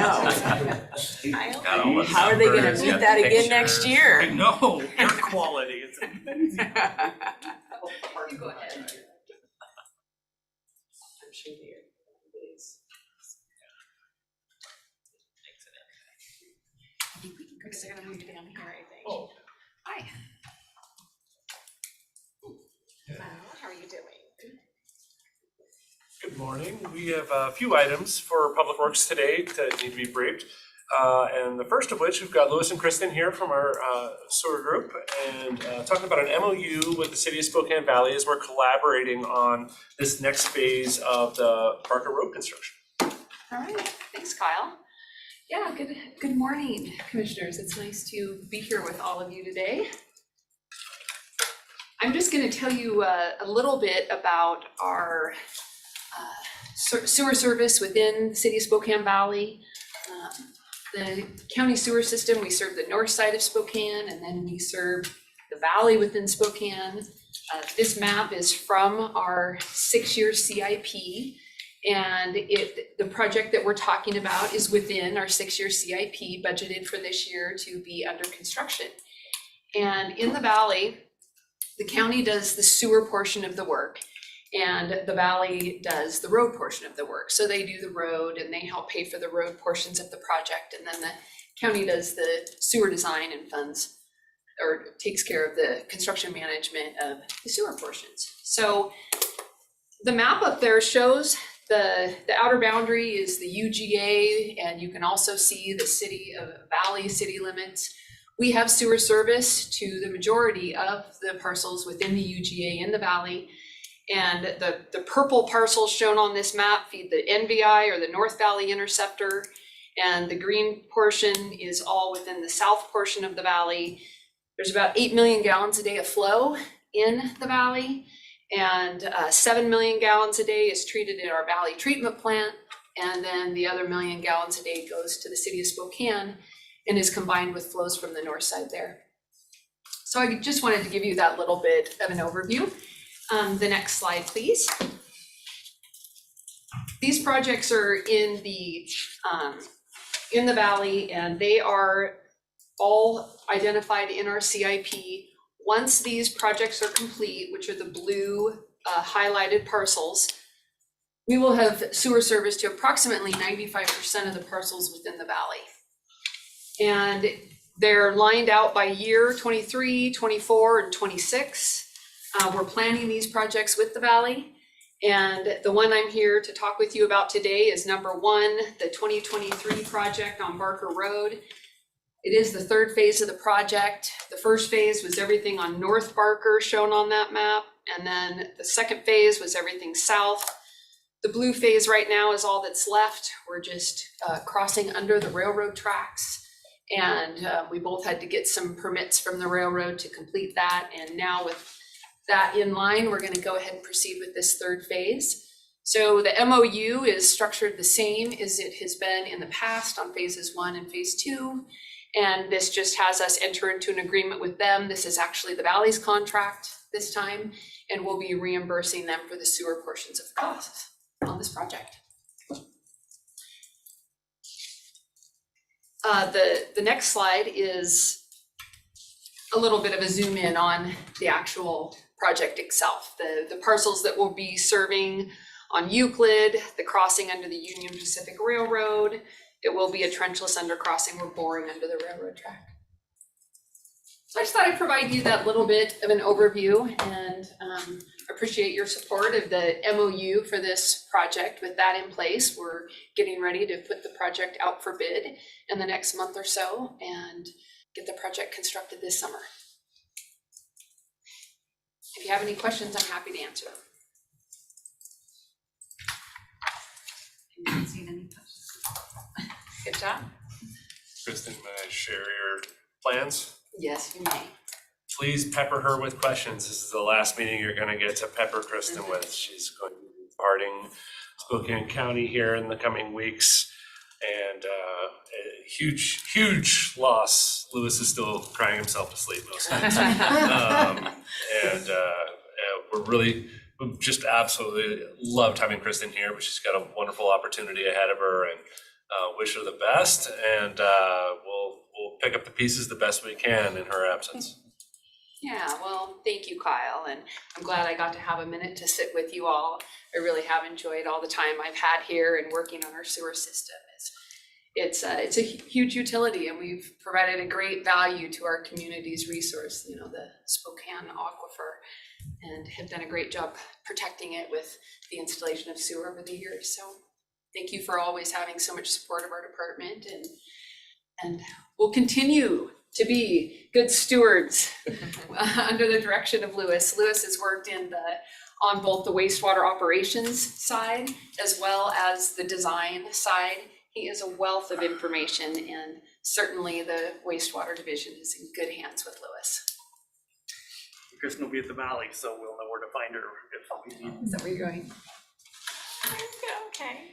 I imagine I'll be working on the Valley half of some of these. I bet you will. You didn't go far, so. I bet you will. Well, congratulations and thank you, because you've been definitely an asset to Spokane County. So I appreciate all your hard work here. Well, thank you. Thank you. Well, if that's all, I think we're done for this morning. Do we have any more? I've got a couple more items. I'll just handle the briefings. All right, thank you. Okay. Thank you. Next up, talking about our Public Works Operations Building project over at the Wilbert Vault property here. This is going to be our alternative delivery project, first one for our group, and discussing a couple of the consultants we're bringing on board. I'm going to be bringing back this kind of briefing template as we continue, because there will be several items that you will all be briefed on as we continue throughout the process. So just hitting you today with the next step, as there are many as we get this off firing. It's a lot of front-loaded contracts and applications and everything to get moving so that we have our design build team on board and we can get humming on the actual build. So just looking high level at the project schedule here, we're doing some early procurement of some consultant support to get ourselves prepared for approval to the state to get permission to use alternative delivery. For those of you that are unfamiliar, we have to actually, by state law, go to the Project Review Committee, which is a committee authorized by CPARB, or the Capital Projects Advisory Review Board, to get permission to do a alternative delivery project. So we're putting our team together to go in front of that body to make our case that we're prepared and we have the support we need to be able to utilize this different contracting methodology. It also requires different types of procurement documents than we've used before, as well as a different form of contract. So there's outside counsel involved as well, and that's truly all they're doing is providing us with those procurement and contract documents. I'll talk about that a little bit more moving forward, but looking at procurement this spring, our goal, we have to apply to that body in February for a March presentation. Once, if we're approved in March, we can go right into our procurement and solicit for our team. So we would be bringing somebody on probably about mid-summer, where we really get humming with our progressive design build team.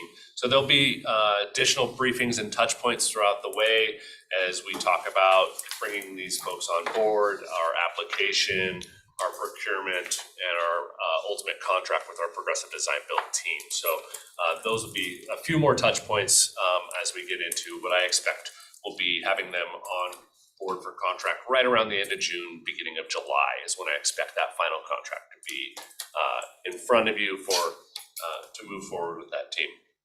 So just for familiarity, this is where we're sorry, I kind of breezed past that, but yeah, this is the site we're speaking of. This is known as the Wilbert Vault property.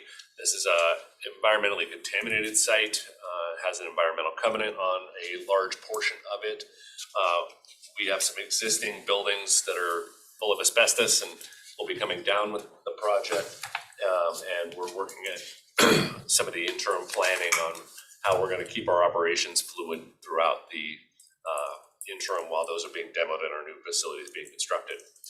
So just a schematic on the next page showing you that we're likely to site the building up there along the eastern border. That's also where we think we're going to have some of the cleanest ground to work on. And contemplating some storage solutions as well. I'm not sure if that's going to end up as a storage building or some covered storage.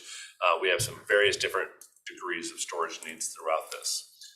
Next slide. So the two contracts that will be before you here next week, one will be next week and the other will be the first week of February.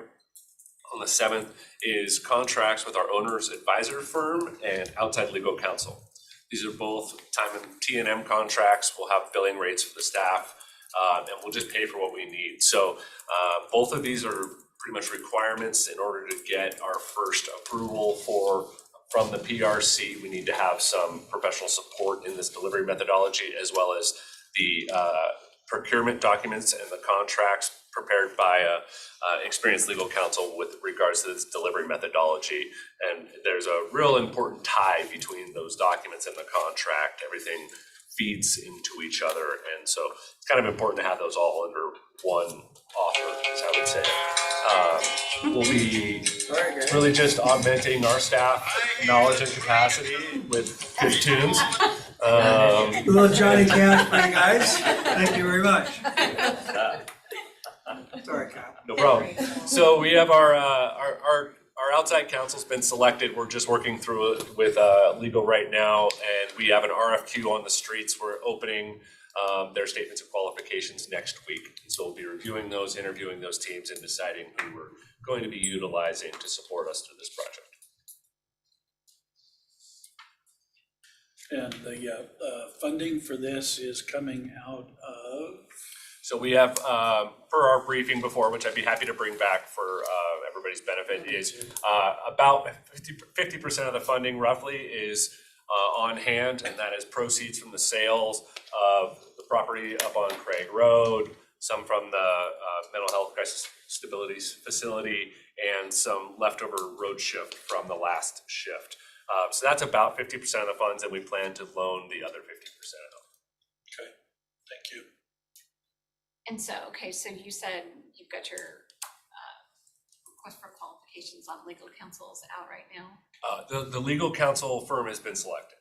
Yes, there's a small firm, Thaxton Parkinson, and she's just the pro. She's trained WashDOT. She's written the procurement documents for tons of public agencies throughout the state. She's on CPARP. She's one of the leads of the Design Build Institute of America, and really, really excellent.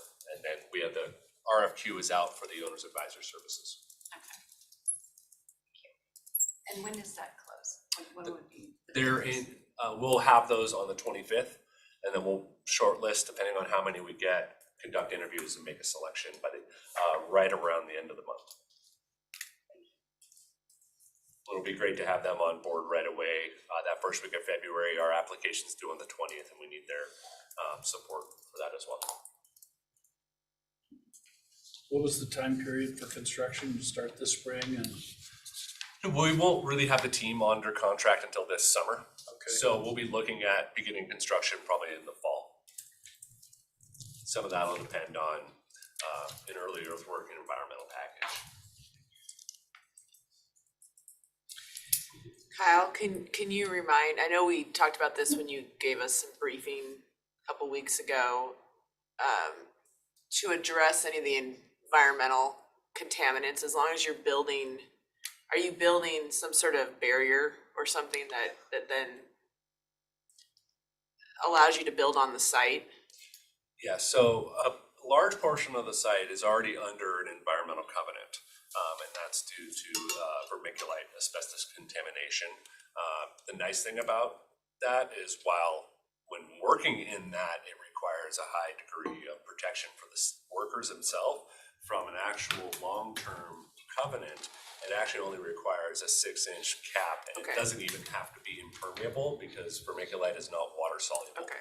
Now, we may run into additional contaminants. I mean, a rail line did go through there, so we might find some of the Other more things. oil-based things that probably may need to be removed. But with regards to working on site, as long as we reestablish that cap, we're gonna be just fine. Okay. I mean, we do have expected, this will be higher than typical earthworking costs, and that's expected. In fact, we also have, Commissioner French, I forgot to mention, we also received some ARP money to help us get this site prepared for this project. So if we find more, oil-based or soluble chemicals in the soil, do we have the budget to address removing those if need be? Yeah, we should. That's what that ARP funding will be specifically used for. Any other questions on this specifically? And one other just quick item is dates regarding the Doris Morrison Center's grand opening. So as of now, we're looking forward to scheduling a ribbon cutting for Doris Morrison on April 5th. The landscaping won't be completed at this time, and we won't have a paved parking area, but the building will be complete. We want to celebrate that opening, and hopefully we can have as many of you all join us on the 5th as possible. And then a big public grand opening is scheduled for Saturday, April 22nd, which is Earth Day, and that'll be more the public, inviting everybody onto the site. Hopefully we can get the landscaping dialed in, and I'm optimistic we can get the parking lot paved.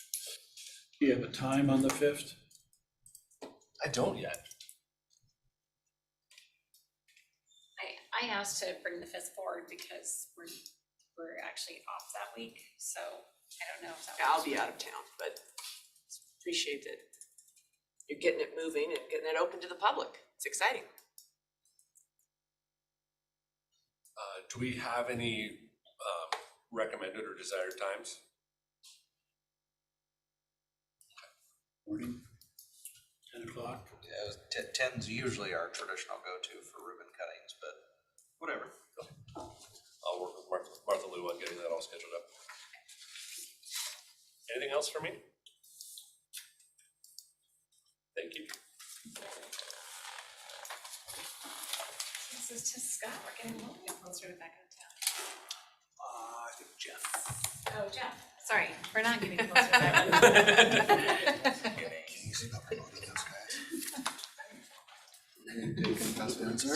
Thank you.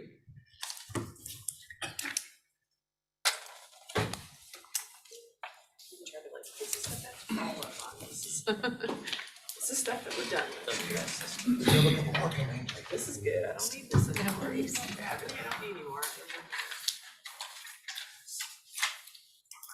So this is a follow-up on last week's discussion around boards and commissions that need updated. The work started as the change from 3 to 5 commissioners. We found some other things along the way that could be tidied up a little bit, so we'll go over those things also. You'll see one sheet per board. The first will be the SWAC. And we might have some of the attorneys and Aaron and Doug for those boards when they come along also joining via Zoom. The SWAC is currently a 20-member board. Some of these will not jive with the white sheet you had last week with further digging. You'll see about half of the SWAC board is vacant. Primarily small cities that have not made appointments. So the direction we were given was to just add 2 members, one for each of the new commissioner districts. Are you lacking one? Commissioner? Sorry, I Okay. stole this. I didn't know there was one underneath I guess mine. I don't have enough. Sorry.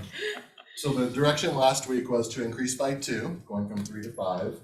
You'll see at the bottom, I was able to confirm that Isaiah Payne is in the new 3rd. I'm still working on John Andy Corey, if I'm pronouncing that right, to see what district he was in the old District 2. So there'll be 2 vacancies there. The RCW, Matt Coes, our attorney, found says that this board is required to appoint everyone. Our working practice has been for the cities, both large and small, certainly the health district, and highly likely the other stakeholders. They were making their own appointments, and that doesn't meet RCW. So we do need to make a change where they actually nominate to this board, and then this board actually does the official appointment, just so we're in compliance. So we'll need to do a little tidying up there. That's one reason you see the red in the middle. Bruce Williams has been outdated for a while. It's one of those where he's always attended on behalf of the health district, and they just haven't redone that paperwork. So that's a little tidying that we will need to do. So under this, we'll do the tidies. We'll start following RCW, and then the board would go from 20 to 22, if everybody is good with that. The question at the bottom is, for the district appointees, does the board wish to have a residency requirement that you can only appoint within your own district? Or would you rather have it open-ended where you all have an appointment, but you can choose anyone from the county that you think would best represent you on that board? So that's feedback. So the RCW doesn't speak to that. The RCW on this particular one does not require a residency. So that would be a choice of the board. But the requirement is within the county. Can't do something from that.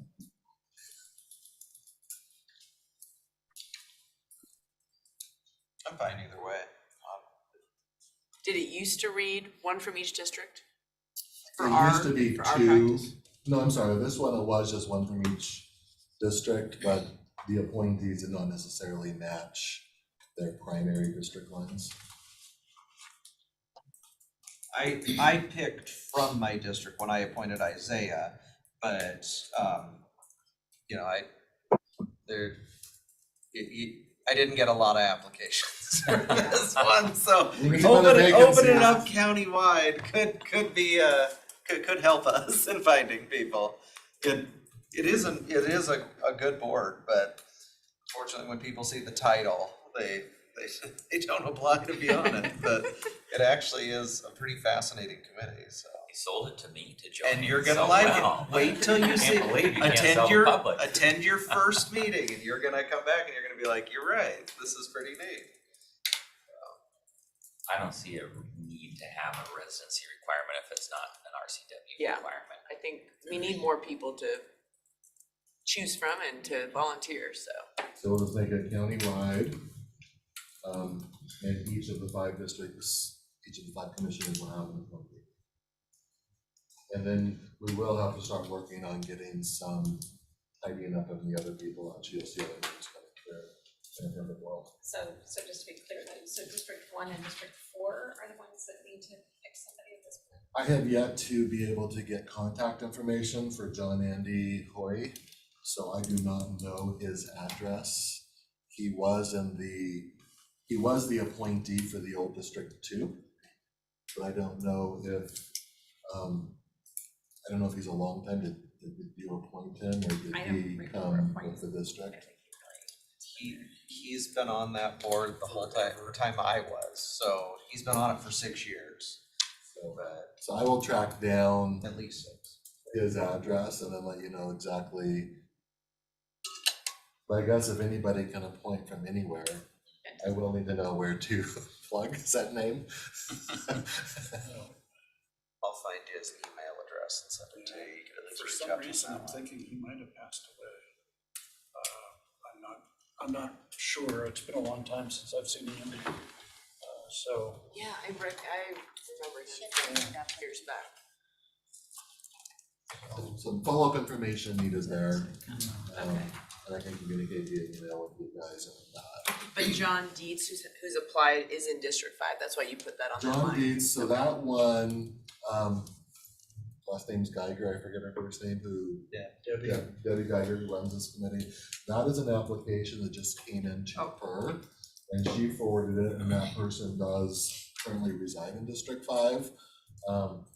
I was thinking we probably need to do a general announcement opening Right, to see what other applications come in, and then That would be good. process John Dietz with whatever else comes in. may come in. Yeah, that would be And if good. these are all county-wide, my thought was, work with Gina to get it advertised.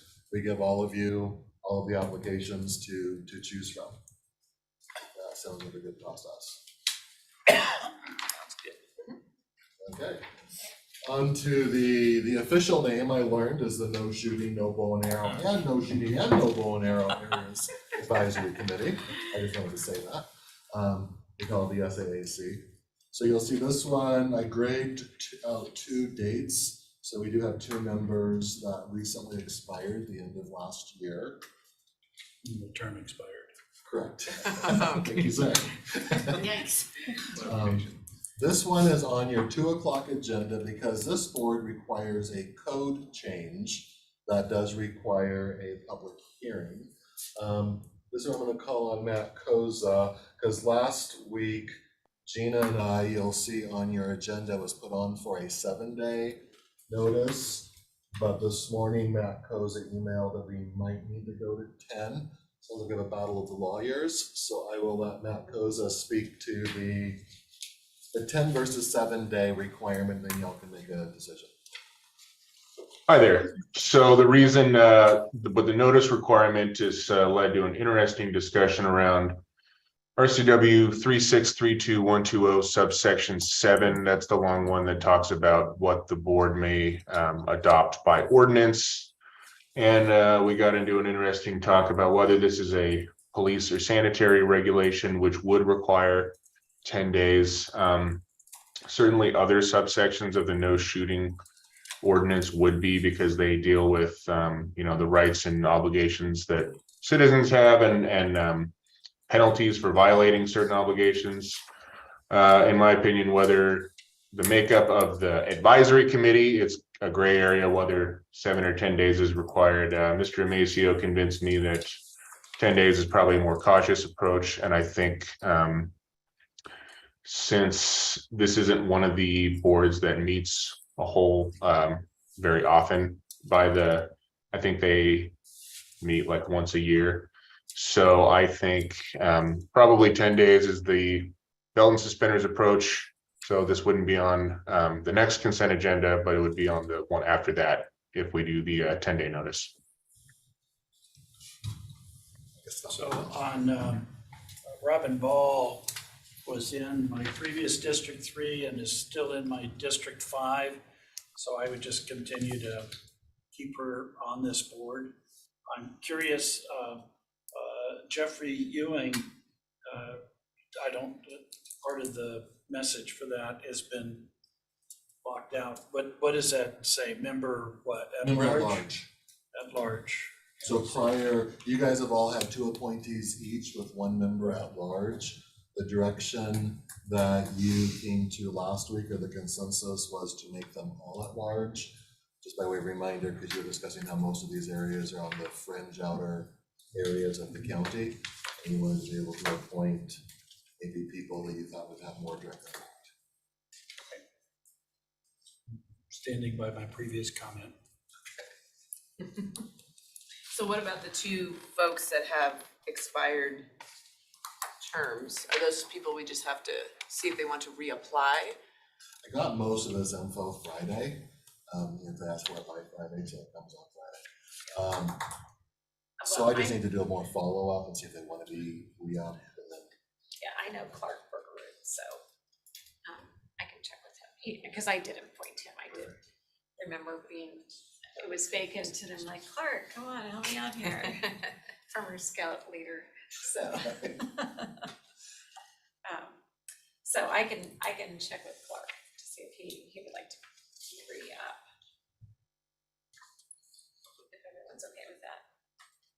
And then do you guys want us, so we have the 7-day posted. Do you guys want that changed to 10 based on, Sorry. Yeah, fine. then I have a process question. It's already announced for 2 o'clock today as a 7-day. So is that something you guys can just amend on the dais at 2 o'clock and change it to a 10-day? Can you repeat that, Jeff? And they just, so Gina has it posted at 2 o'clock, announcing the public notice, but also announcing that it would close next Tuesday. If we're gonna bump it out, can that just be amended by motion today at 2 o'clock? I believe so, especially because we're giving more notice than we haven't already. So I think we're good to do that. So if one of you would be so kind as to make a motion at 2 o'clock to make this proceed forward, that would close out this one, which would then be back in 2 weeks. Any other questions on administrative? So what would the date be? The date would be, I believe that's the 31st, if I'm doing mental math well. If it's at large,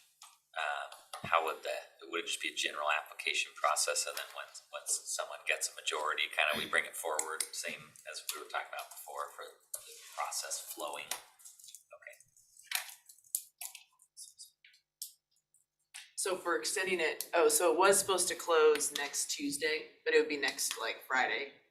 Well, I think it probably closes the following Tuesday. Oh, okay, all right, whatever, Well, this is just for amending the yes, the code. right for it, So you'd be looking for a motion today potentially to amend the hearing to close on what date then? the 31st. 31st. Instead of the 24th.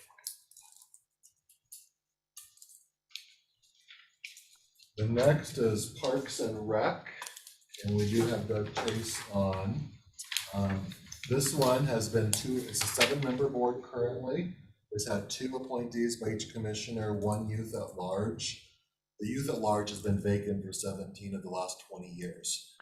These meetings are generally within school hours, and so it's been very difficult to get students who are able to attend, participate. And it surprised me, that'd be a great resume building for college applications, what have you.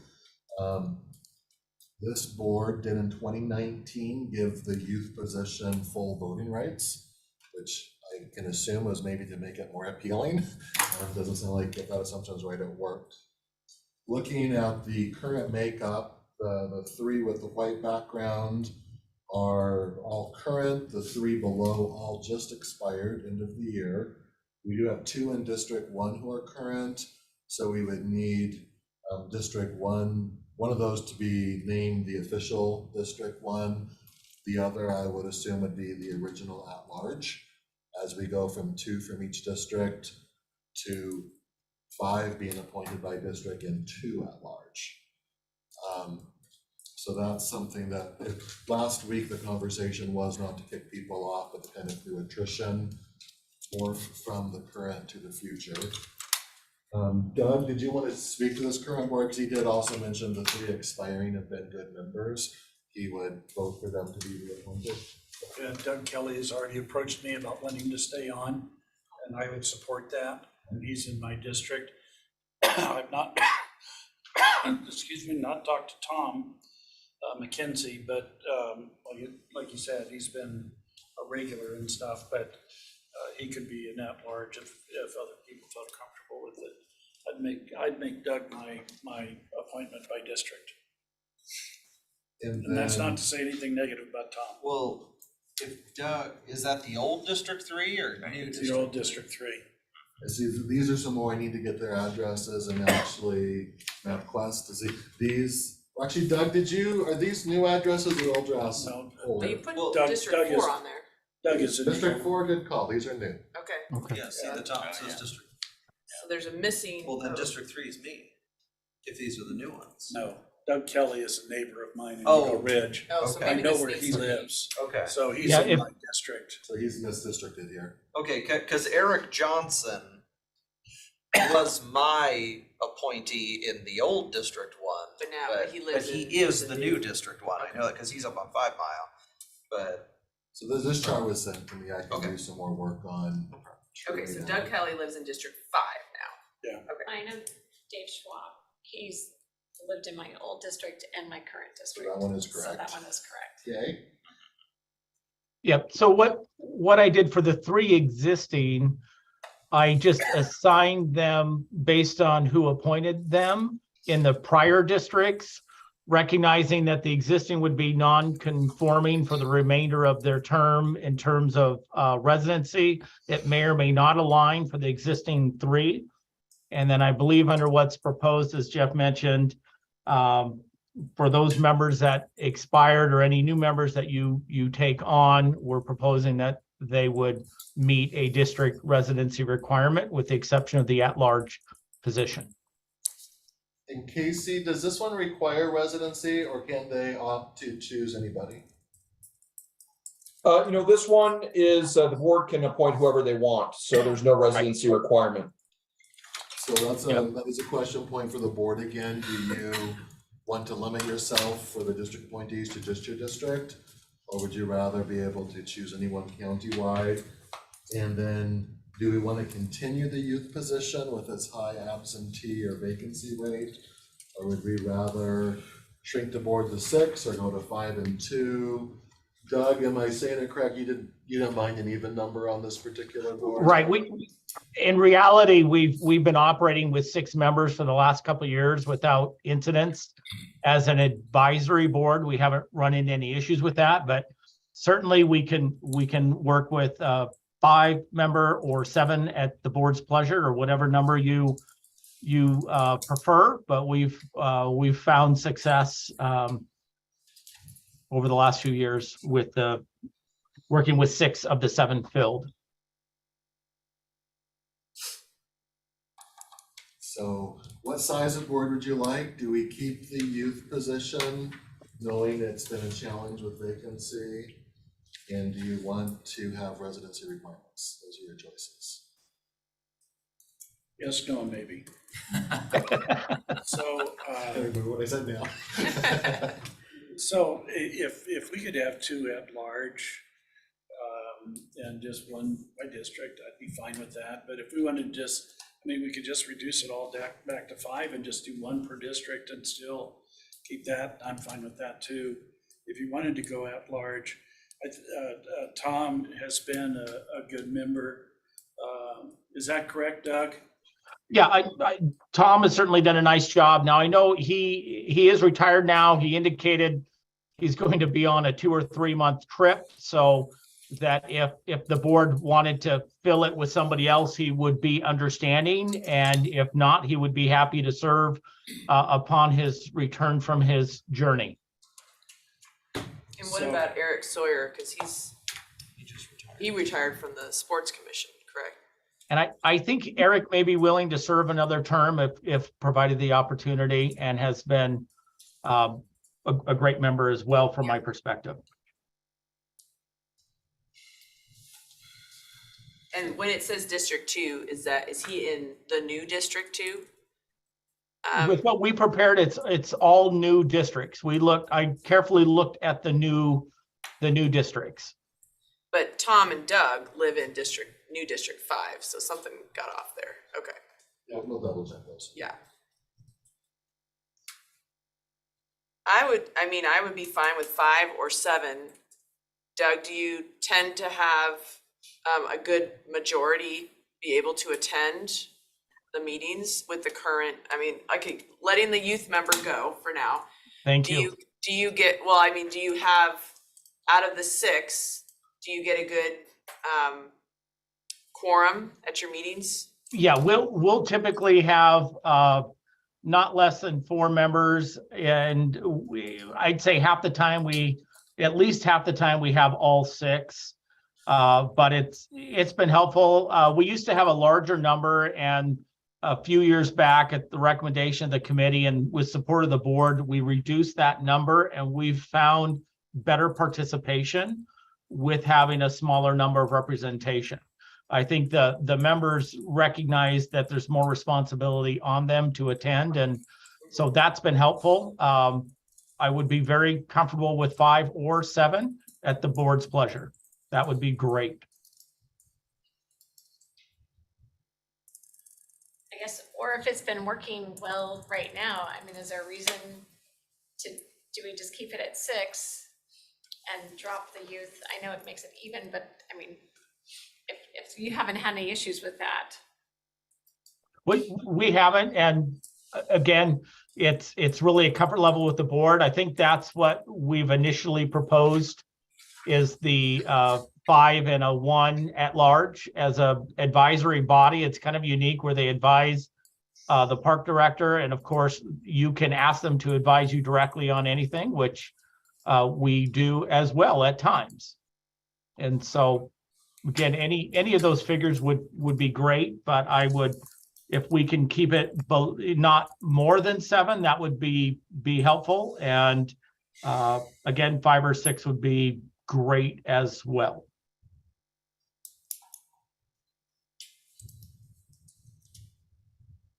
I just need a number. I can write it to whatever.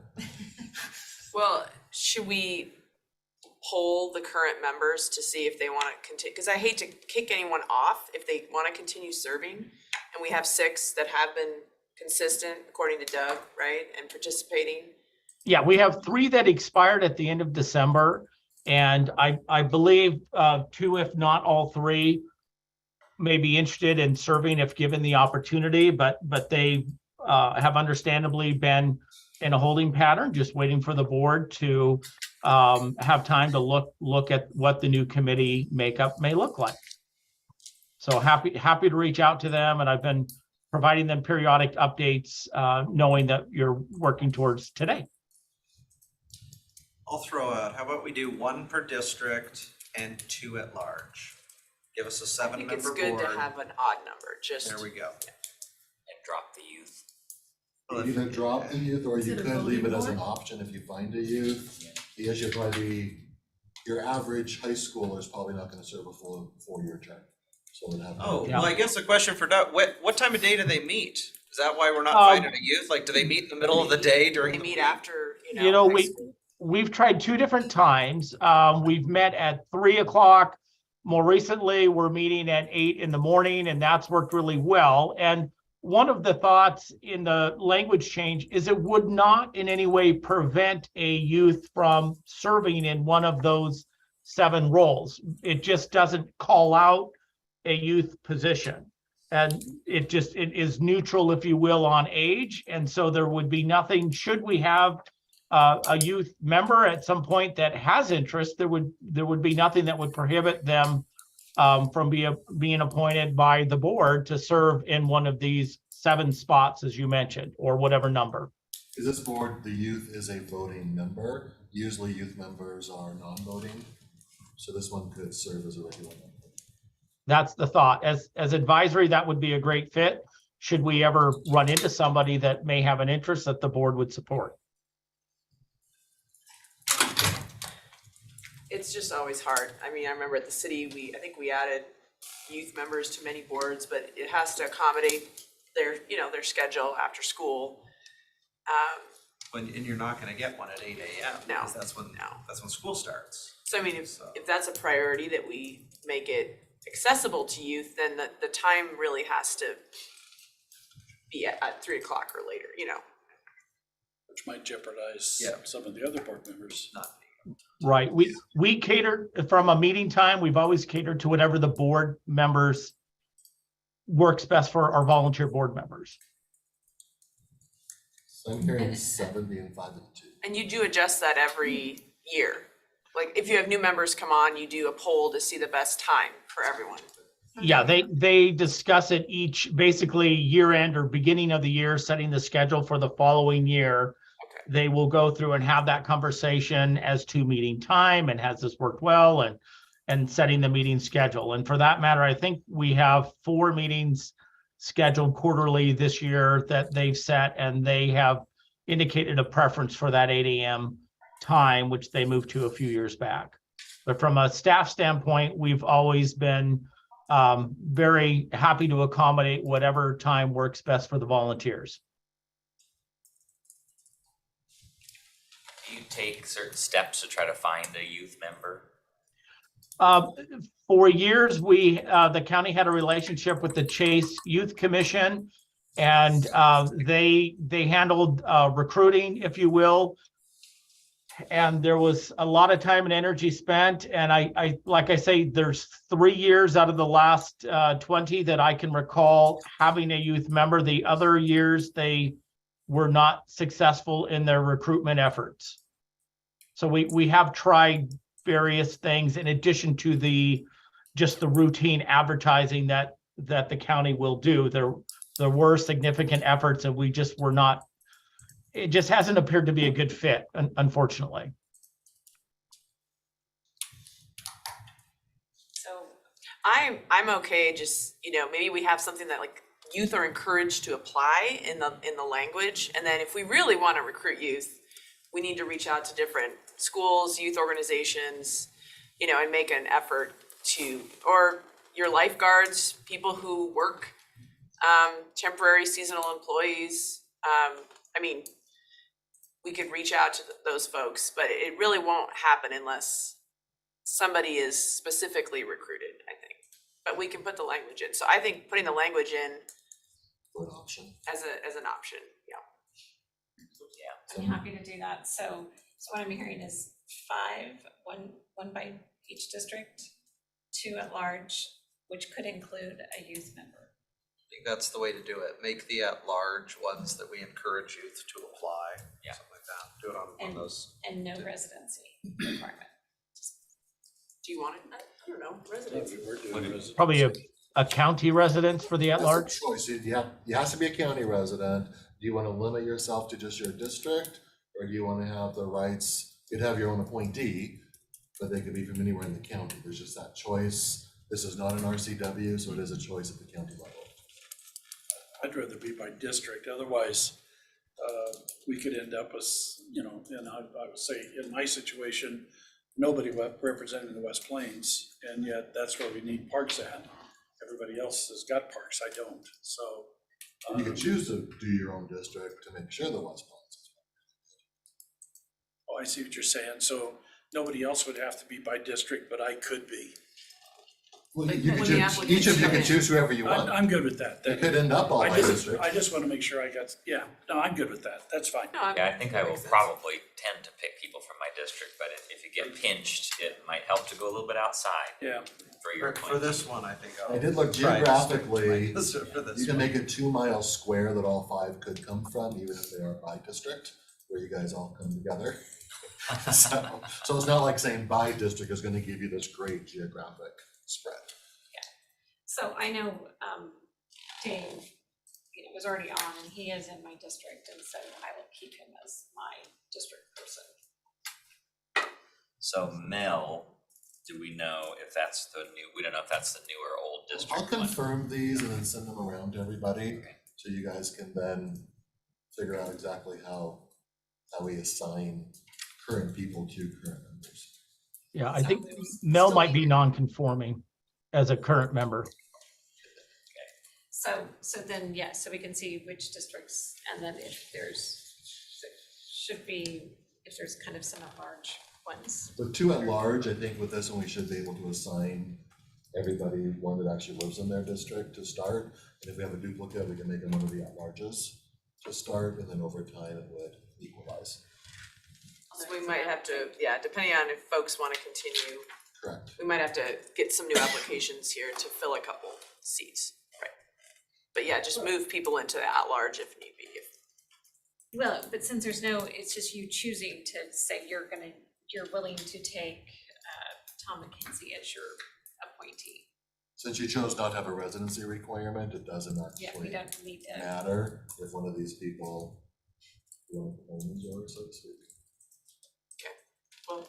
They have like Doug Kelly, sounds like will be Commissioner French's, and Dave Shaw will be Commissioner Cuny's. Yeah, no matter what, I mean, Dave's. Is Eric Johnson, do you want to continue as yours? I'm fine with Eric. But we need to make sure too there. So then I'll work with Doug to find out on So you'll come back. who wants to react, yes. Right, you'll come back with a cleaned up version, and then we can, I think 7 is a good number, because if it sounds like sometimes you only have 4 attending, you'd wanna have a majority of you know, just, I don't know, I think 7's a good number, because I think by practice, we generally do an odd number of board members. So moving on to the Fair Board, where we have Aaron Gertel joining us, and Chris Davis is our lawyer on this one. Currently, historically, it's been a 7-member with 1 youth. This youth is not voting. It's been 2 from each district, 1 at large. The youth non-voting is also at large. Chris, have you been able to determine for sure whether or not this one needs a public hearing?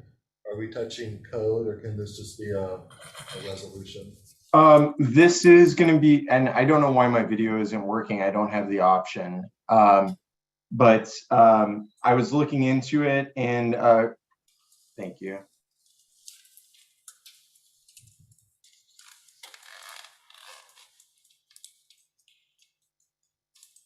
Did we lose Chris? He muted himself. You're muted, Chris. Trying to have us. There we go. There he is. Okay. Sorry about that. So I did go through the same statute as Mr. Koza to double check. We would have to change the ordinance. I believe it's 1.01 to reflect a change in the composition of the board. Right now, there's not a residency requirement. My research that I did over the weekend, I believe that it's best to be cautious or overly cautious. My research said 10-day notice would be appropriate, but according to the statute, change would not be required. So if we're gonna do public notice, we need to post it next Tuesday, which would then push us out to February 7th, I think, to do any follow-up work on this. Talking with Aaron Gertel at the fair, last week, you guys talked about adding 4, keeping it 2 for each district. Aaron definitely had a preference to keep it in the neighborhood of a 7-member board versus going to 11 or 12. Aaron, do you want to speak to that? I need a bigger conference room, truthfully. 11 would be a lot.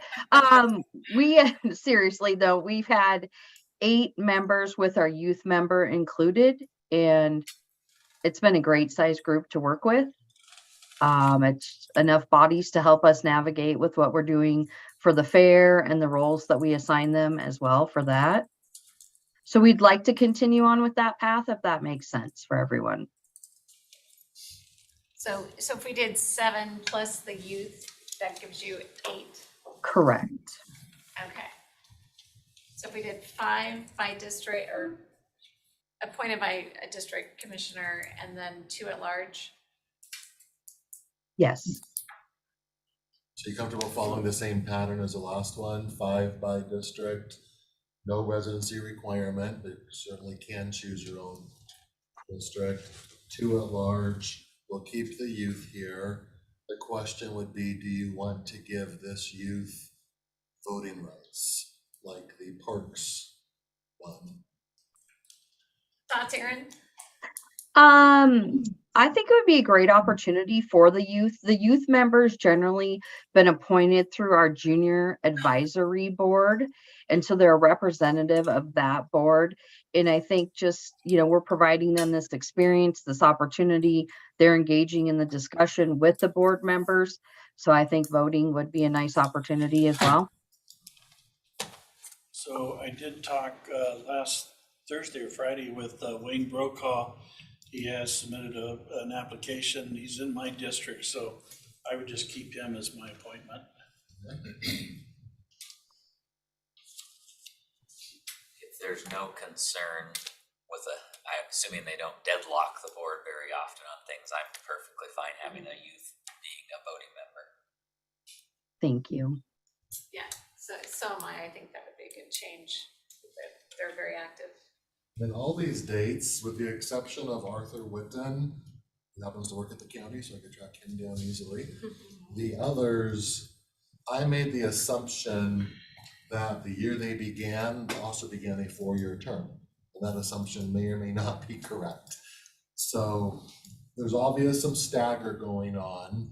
We need to track down if there actually is a term cycle that goes with each position, really just for staggering into the future. My comments about the 4 being in the current District 4 are less of an issue if we're not having a residency requirement. Again, just kind of, everybody would need to kind of choose who they want to be theirs. Sounds like Commissioner French has claimed Wayne Brokaw, and then we can get that equalized over time too as people step off the board. Did we just approve Arthur last week when we made those In appointments? December. Okay, He was completing a 1 year that was left on a 4-year. Oh, okay. So he was appointed to that plus the ongoing 4-year. Do you want to keep him as yours, Commissioner? He seems to be very committed to it. He seems to do a good job. Unless, of course, Aaron has some issues with Arthur, and then we'll axe him. There are no issues to report with Arthur. He actually holds our best attendance record. He has not missed a meeting. Gold star for him. All right. Well, I'll let him know that Aaron went to bat for him, and so he'll get to stay on. So I think with that, I have all the feedback I need, unless you have some other. Yeah, because like with all these that are in District 4, I mean, Without a residency requirement, it doesn't. yeah, it doesn't work, but I know Jeff's 78, and yeah, I know. Yeah, I Some know, of but I these have guess served they're, for so long. yeah. that they So were appointed by if no processes. terms are expired, we should just keep them. And then when, somehow we do need to get the terms figured out so that then in Yeah, 2 so we years know or when they 3 actually years. expire. And then it can be a decision, right, by district. And I don't know how to start when it's Well- all kind of messy. Well, Commissioner French and Kearns have both Right. said they would take one. So then, if you guys wanna lay claim to one, that would be the actual cycle you're on. Right, I see. With a couple at large, I think it will fairly quickly rotate into which is which position. So then I would have Jeff, So you want Jeff for yours, so that's. so it'd be District 4, just do that. Anything else on boards and commissions? So I'll follow up, and I'm sure Commissioner Jordan will follow up, and we can designate one, and then we'll have the terms to Yes, kind two of at large. get on rotation. Yeah. Apologize, that took a lot longer then. I just said that you and I should. You're just gonna be, This is Commissioner French. okay, so then, Scott, I guess we are way behind. Is there anything that you want to see if we can, Well, I'll be 2 minutes on my item. Okay. This was the interlocal between Spokane County and Broadlink for administrative services I touched on last week. So this is on your consent agenda for tomorrow. Just a quick overview of it. Today. I mean, I'm sorry, today, yes, it is Tuesday. The interlocal is similar to what we did for Shrek 2 years ago. Broadlink is a brand new established PDA. They don't have any employees. We haven't even met as a board yet. So like Shrek, there's some desire to have some startup assistance in terms of the county supporting administrative services. That would include our suite of financial services, legal services, purchasing services. So the PDA was established end of last year. Last week, you all approved $400,000 from ARP Other Broadband that would be used to support their startup activities. So this ILA contemplates, so it's initially a 1-year term that expires into this year, and then it has a 1-year renewal option in it. And the fees would be for up to $200,000 annually, up to if it's needed, to support that. So financial services, legal services, purchasing, an acting executive director, and that would help us get going. And then as the board gets constituted, they bring their own services under the Broadlink umbrella. Then there's a ability to kind of ramp this thing down and possibly terminate it early if we need to. So, any questions? Okay. Thank you.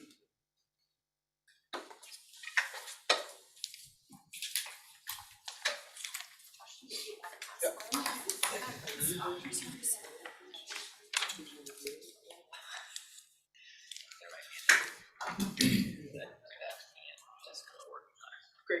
That's the edits from last week's.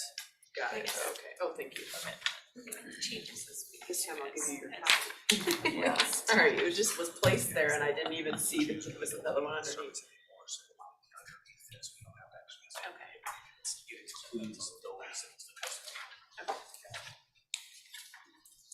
Okay, Ashley. All right, well, thank you, commissioners. I will try to make this as quick as possible. But this is related to the update of our resolution 18-0950, which is as related to the open negotiations for collective bargaining agreements. And so just as a refresher, Spokane County is at a point where we need to update our resolution due to the determination and decision that was made by the court in regard to the city of Spokane's suit that was similar to what we have been experiencing. And through that decision, it was determined that uniformity is required in Washington State for collective bargaining negotiations, and therefore the Spokane County resolution would be in violation of that uniformity based on the way that it was written. So what I brought today is my stab and attempt at updating the resolution. And so what you'll see is the larger font size and italic is what I have added as draft language for your discussion and review. And then the strike throughs in this document are what I have struck out. So I'll briefly walk through. So basically, based on a variety of conversations I've had with you, I took your feedback and put them in here, but I want to make sure that you guys have an opportunity to talk amongst yourselves and then provide me with the final direction on how you would like this drafted. So after various discussions with you, that third whereas is a new addition for all Spokane County employees are valued and appreciated as their daily contributions are directly correlated to the successful operation and delivery of services provided to our constituents. So that was really a highlight as to truly showing the value that our employees are to us.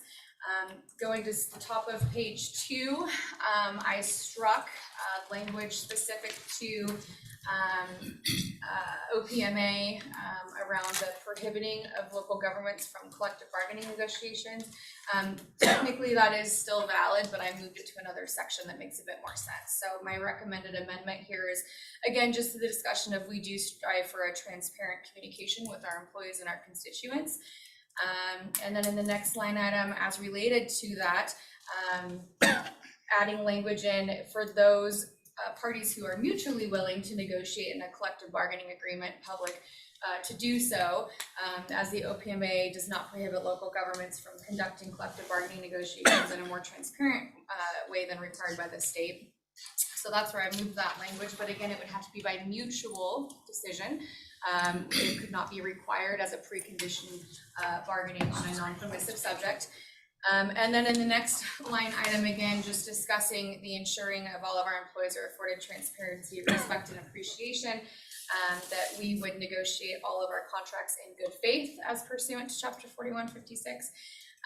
And then just continuing down that line item, in the event that both parties do mutually agree to public meetings, then it just clarifies that the members of the public observing collective bargaining negotiations should not be permitted to participate in comments. And then again, just that next line item, I just added in, instead of all collective bargaining negotiations, it would be any mutually agreed upon that would be held in an open meeting. And then I struck the language specific to posting of websites, bargaining proposals during CBAs, and that is it. So really my goal for this, based on feedback I had from many of you, was to highlight the importance that our employees play in our day-to-day operations, listening to you and our constituents, that we still want to be as transparent as possible, but understanding that we can't do a forced directive as to open or not open, and it would be mutual between both parties, and really hopeful that our unions are still open to potentially having open negotiations, as we did have many employees let us know and reach out, let us know that they were following the minutes, they were following the proposals, and that this was the first time they actually had direct line of sight to that. So I'm hopeful personally that we'll be able to continue to have really good open feedback with our employees and our constituents. But at the end of the day, we want to ensure that negotiations are moving along and that we are not putting any non-permissive subjects of bargaining as a precondition to our bargaining. So that's where I landed. I am happy to amend, change, whatever it is that you guys want from me based on your comments and feedback. Comments or feedback right now? What are we allowed to do as far as posting, posting items online? So this is where it's a little bit of splitting here. So technically, and I'm not an attorney, but I'm going to put on my attorney hat. So technically, We've got a number of we do. Even an intern. Yep. So there are other entities in Washington states, and under the Public Records Act, we can post Spokane County materials, right? So we can post our minutes, we can post our Spokane County proposals. And so we could continue to post those. Additionally, we do have the ability to directly communicate facts with our employees, which is what I did in the last round of negotiations in an effort to help our employees understand what the discussions were. So we do technically have the right as an employer to provide any sort of proposals and minutes that are factual in nature, none of our commentary in them, directly to our employees. So Dale Anderson can speak to this a little bit. They took a bit of an attempt at talking about essentially the chilling effects of negotiations when we post these things, but I think personally we're in a little bit of a gray area, which I would recommend we strike it from the resolution, and then it would be a different battle on the other side for posting. But Dale, am I missing anything or what? No, I think you hit the nail on the head. I mean, I think we have a right to present that information. There's nothing specifically that prohibits that. So just to clarify, so the proposals that we would have permission to post online are the ones that we're offering, not necessarily the ones that we're receiving back from the bargaining, from the union. Is that correct? Yes. But if we respond to those, right? So if they give me theirs and I respond, and this is where I'm not an attorney, but I look at it from a different angle, so to speak. If we respond and say we agree to this or we disagree or here's the language, so long as we take their document, we respond and we send it back to them, technically that now becomes our document. So there are some ways that we could post their proposals, but on the other side of that, we do have the ability to educate our employees from our understanding if we were directly just communicating the events of that day. So in follow-up to that approach, could our response be, we object to your 50% increase in your pay, we will offer you this? I think you'd be pushing them, right, crossing the line with that. A little bit. Say that in response to, okay, we present this off. But our minutes would include discussion potentially if that was at the table. So it's a weird spot to be in right now. It's our goal to ensure that our employees understand what's happening as much as we can. We're hopeful the unions will feel the same way, and that this, it won't become an issue. For the majority of our bargaining groups, we did negotiate in public. The only groups that refused to adamantly were Council 2 and then our interest arbitration groups, and we just went straight into mediation with those groups, knowing that we needed to get contracts worked through quickly as well with the hemorrhaging that we were seeing with our officers and our detention groups. And so we intentionally went into mediation quickly on those ones. But all of our other groups, Protect 17, PWG, the Teamsters, they met in public and we were able to negotiate contracts very quickly. So I'm hopeful that they saw the value in that they realized it wasn't or it didn't inhibit negotiations, that both parties through fair and reasonable agreements, and we actually worked out these agreements really quickly, I think because we started at a place that was fair and reasonable for both sides. And so I'm hopeful that we will continue to see that participation from the bulk of our group, knowing Council 2 is the one that is adamantly opposed. So there were a couple unions that were trying to separate from Council 2. Is that still going on, or they have any success at that? So they couldn't separate from Council 2. What they were trying to do was separate from a master agreement. That's it. I'm And sorry, they are all thank Council you. 2, yeah. So SO, which was our forensics department, and our some of our sheriff's admin, they did actually reach out to both the county and Council 2 and request to be removed from that bargaining group. Typically, that has to be done before the contract goes into negotiations. And so we said, yep, absolutely, if that's in your best interest, we support that, but it's technically Council 2 that has the authority to final grant that, so they did for SO. And they, if they move forward with other groups that maybe have more similar interests, we would see them needing to make that request before we start negotiations for the next section. They do have very competing interests in a lot of different areas. Juvenile is different from administrative, is different from some of the roads crews. So ultimately, they will need to let us know if they decide a master is still a good fit, or if it would make more sense for those groups to form their own base units like SO did.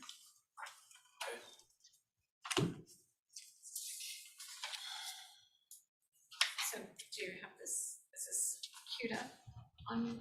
No, I wanted your feedback before I brought it to consent next week. So it is not on your consent agendas for tomorrow. And so if you, anybody else had any feedback, I know Amber or Chris, you guys are newer on the board, but I didn't know if there's anything additional that you would like to see, any questions you had for me, not having been through this with us last year. But I do need to get it on next week's consent agenda as we are starting to walk back into negotiations here. You said the majority of groups bargain publicly. Do you know about what portion of the represented employees those groups make up? Not off the top of my head. It's, I would say roughly probably a third, because you have such large groups for interest arb that went right into mediation. But Public Works, so Kyle's teams, that's all of Public Works is a pretty large entity excluding the roads crew. They bargained in public. Our mechanics trades facilities, they all did. DSA went into mediation. I thought that was detention, but our deputy sheriffs did not. They did quickly as well. We started an open and then we quickly did.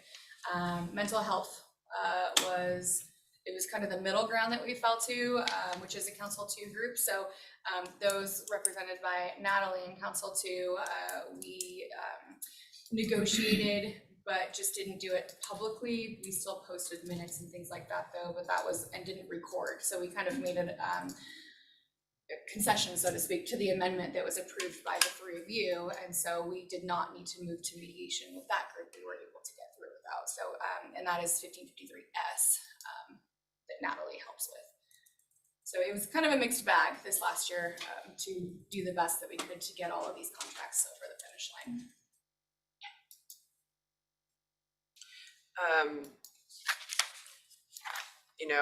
The whole tone of it is probably not a tone I would take, but so I just need to review it and give you feedback. I mean, it's just the first time I've seen it.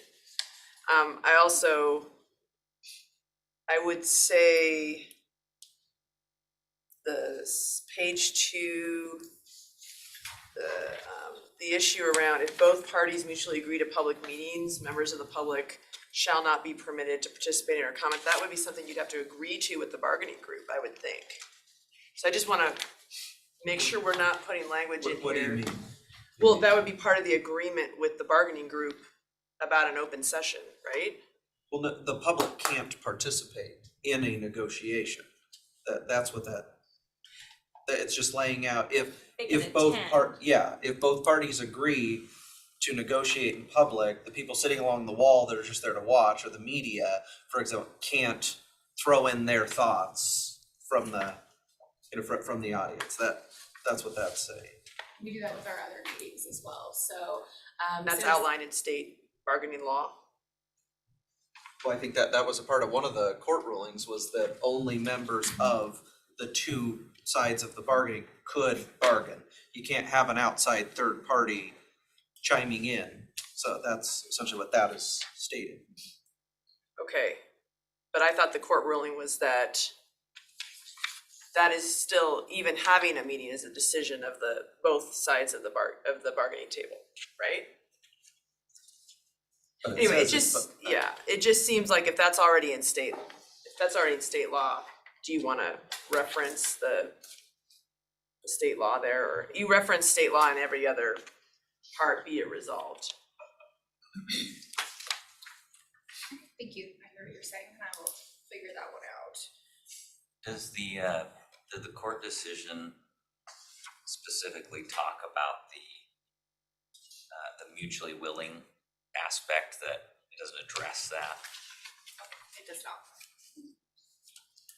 So the statement OPMA does not prohibit local governments from conducting negotiations more transparently than required by state law is the county's opinion, right? It wasn't specifically addressed in the decision, or was it? That was addressed in the Lincoln County decision, where they said this does not, OPMA does not preempt the field, whereas the Supreme Court decision was based on the collective bargaining and the city charter, and the mandatory aspects of the prior resolution. Lincoln County decision? Yeah, there was What was that one? It was the same basic action brought by Council 2 on Lincoln County's efforts to require open public bargaining, and there was dueling claims of bad faith by the union and by the county against each other, and the assertion was made to Lincoln County Superior Court and ultimately to the Court of Appeals that the OPMA preempted that effort to provide for open public bargaining. And this Court of Appeals rejected that. And the new So, Supreme Court case didn't It's address not based that. on OPMA, it's based on 4156.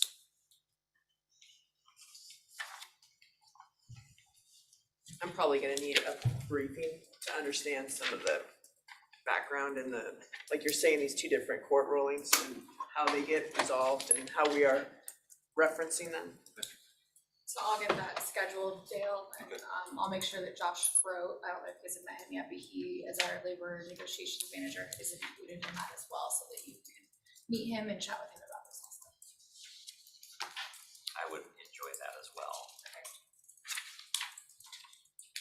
And you said it needs to be on next week's agenda, and why is that? We are negotiating again, and right now I can't, I mean, we can't continue to, but we just don't have this set in place updated. Yeah. So if there is no reference in this resolution about posting offers that we make online, does that create an issue for you if we decide to do that at some point in the future? No. Do you think there's a benefit to having a reference in it, I of that actually in would here? like to not have the requirement in here. I think if that is the direction that we are provided, that RCW already allows for us to do that based on public records, which is different than collective bargaining agreements, and I would prefer not to blurry those two together. Okay.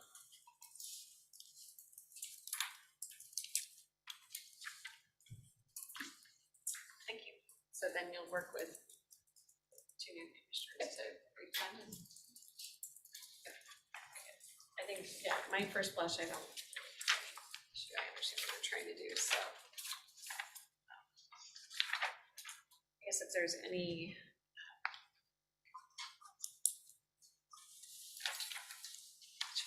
Thank you.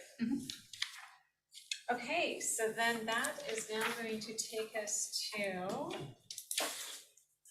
So we are at noon. Do you want to knock this one off, just because that's probably real quick? Yes. So Scott, miscellaneous. Yes, you have in front of you an agenda for the steering committee of elected officials, which is being held tomorrow. So as this is one that has more than one board member attending of a regional type of a meeting, Scott Chesney's provided this, and it's on your agenda tomorrow to approve as well. And I think at this point, it's not that it's just more than one, it's that it's a majority of the board. Yes, your operating rules currently, I believe, still state more than one. Which And used we to have be, not which used to updated be a the majority. majority, yeah. There's a few of those things as well that we'll have to reference even in your meeting notices and stuff. We'll have to do some changes in the code for that. So I'm the nature of the land quantity analysis and the settlement agreement land quantity analysis. We have already addressed and satisfied the settlement agreement with land quantity analysis. So I'm wondering, why are we bringing that back? That's one question. And then what is the nature of the conversation with the land quantity analysis on the 2023? And how does that differ from what we've already agreed to with regard to the settlement agreement and satisfy that requirement? I'm going to defer to Scott if I could. Scott, are you able to speak to that, to Commissioner French's question? You bet, Commissioner French. This is a separate and distinct item from the settlement agreement. I agree. We have satisfied that agreement with an amendment that the board adopted last year. This is the chance to look at essentially the land capacity analysis, as Commerce calls it, in anticipation of the 26 update, but also in reflecting that even through the settlement agreement, we passed the triggers to look at our urban growth areas. This is the first step in being able to look at whether we have sufficient urban growth area in 2023 and whether we need to make amendments as part of the overall 23 comp plan cycle, or whether this is the first step simply to move into the 24 to 26 analysis. The methodology discussion is there to reflect that while we agreed on the settlement agreement methodology, that methodology may not be what the county board or the steering committee wants to see going forward. For example, the market factor is a very squishy number. So you can go through a lot of analysis and then just kind of, you've got this other thing at the end of it. And the challenge we had from 2016 was that the communities really didn't want to do a land quantity analysis, backed out at the last minute. And we're using this to start that process to say, show us, everybody in the growth areas, show us what you've got remaining, show us what's left for land and how much capacity you really have. And then the committee can determine where those allocations are going to be best placed when OFM brings us new numbers in April of 24. So we're opening up that discussion with the idea that we can take a fresh look at it and I don't want to say manage it from the board's perspective, but after all, the county board is responsible for the urban growth areas, not the communities themselves. And so this is a chance for the steering committee to look at that methodology and say this is still valid, or we want to change it in some way. But it is totally separate from the settlement agreement that was adopted last year. Okay, so that was my concern, is that we were gonna rehash something we've already resolved and moved on from. So in terms of a land quantity analysis, it's really more of a, what is your land capacity for handling additional growth? And that's correct. Yeah, so it's more about capacity than it is about the analysis and stuff. So, okay, I'm more comfortable with that approach then. Okay, thank you. You bet. Oh, Scott, Is there an update? I know we got a paper copy here. Is there an email with the link to documents for tomorrow's meeting? Yes, and there are several, notably the 2017 land quality analysis memo that talks about methodology, the the latest settlement agreement language. Yeah, that's on our website and should have been provided to you in the link, but I'll make sure that we do that in the future. I didn't see any, the last correspondence I had with you, you said it would come out the 11th, but I don't have anything in my inbox, so. From you or from your staff that I see, but. It came on Wednesday. We got it on Wednesday. Aaliyah Miroshan? Yeah, Ella is our clerk. Okay, great, thank you. I'll make sure I flag those emails so I can keep track. Thank you. Of course. Okay.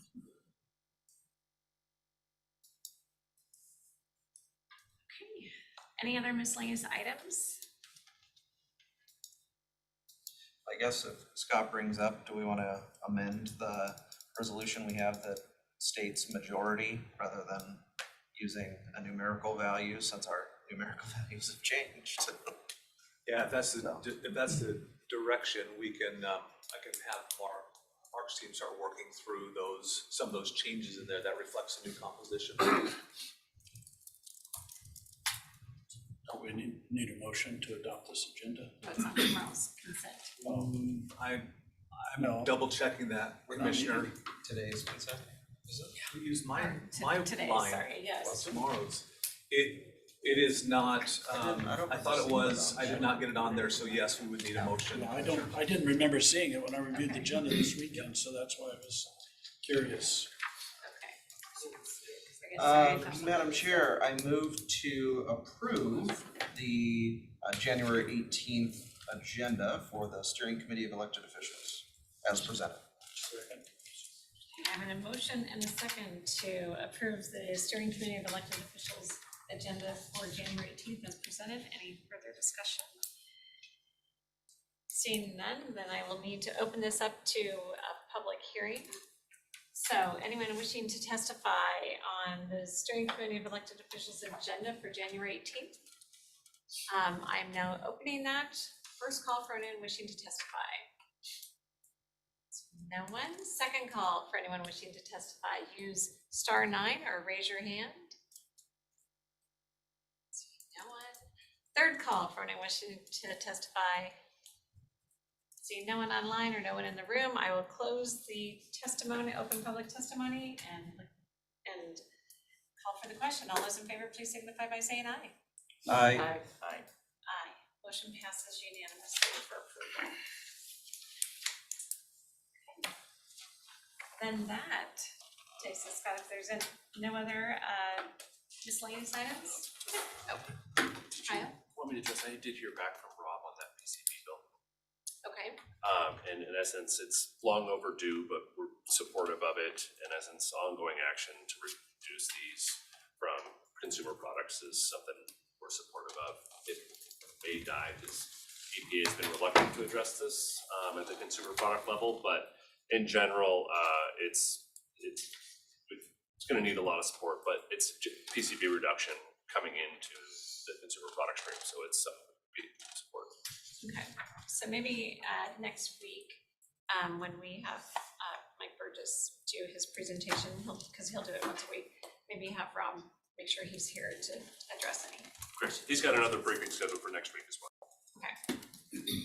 Okay. I do have, so I was surprised over the weekend to see an article talking about how we're moving forward with participation in a regional organization to deal with homelessness.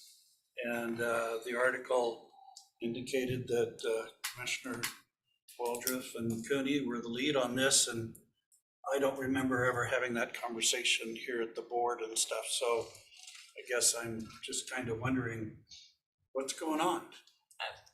There was a meeting that we were asked to attend.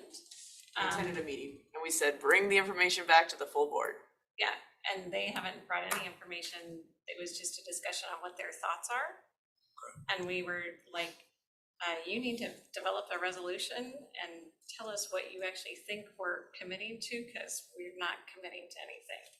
And so that way we have that information to bring back to you, but they have not provided any information to us yet as to what they think they would like us to be committing to. So are we gonna have a conversation about what we wanna do then around this at some point then, or what's the goal here? I hope so. Yes. We asked them to come back within the next couple weeks with an outline of What their thoughts were. what would we be committing to, just to study the idea of a regional, some sort of regional structure. Who's they? Yeah. Like who is the lead? Because I read that article too, and it made it sound, I mean, it almost made it sound like Gavin Cooley was sort of the lead on this. But Yes, it's I like, think so it's is Gav- he, is Gav- it the city, is it the mayor, is it the council? Like, I don't know. Gavin Cooley and Rick Romero were the two that presented. We were at the mayor's conference room with City of the Valley. City of the Valley and Brian Biggs, the council president.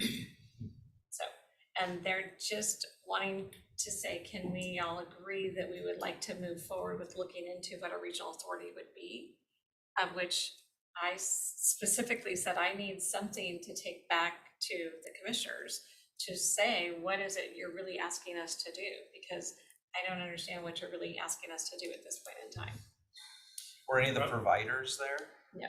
Because I've read two articles, and one was the spokesman, and then one was Range. Range Media did something on this like week and a half ago, and it seems to me that's where that's going to be your biggest hurdle. Yes. Is getting the providers on board. So We went around the room and said, what do you think your biggest concerns? And my biggest concern was, are the providers gonna be willing to change their business models and practices, and which impacts staff, right? Who work for different nonprofits or the city of Spokane or the county.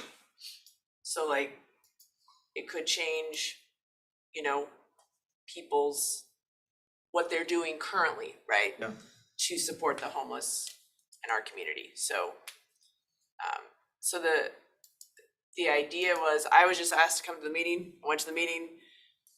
Rick and Gavin presented a very draft value statement, and we said, bring it back to the whole county. We'll put it on the agenda for a discussion. Because their value statement didn't talk about what they really want to do, and we're like, Right. until we know what you really want to do, there's not a discussion yet to be had. Yeah. I mean, I think it has a lot of, I think it would be definitely worth the time to put into, what would a structure look like? I mean, I think we don't have a structure to address homelessness like we do for transit or other things, in Spokane County.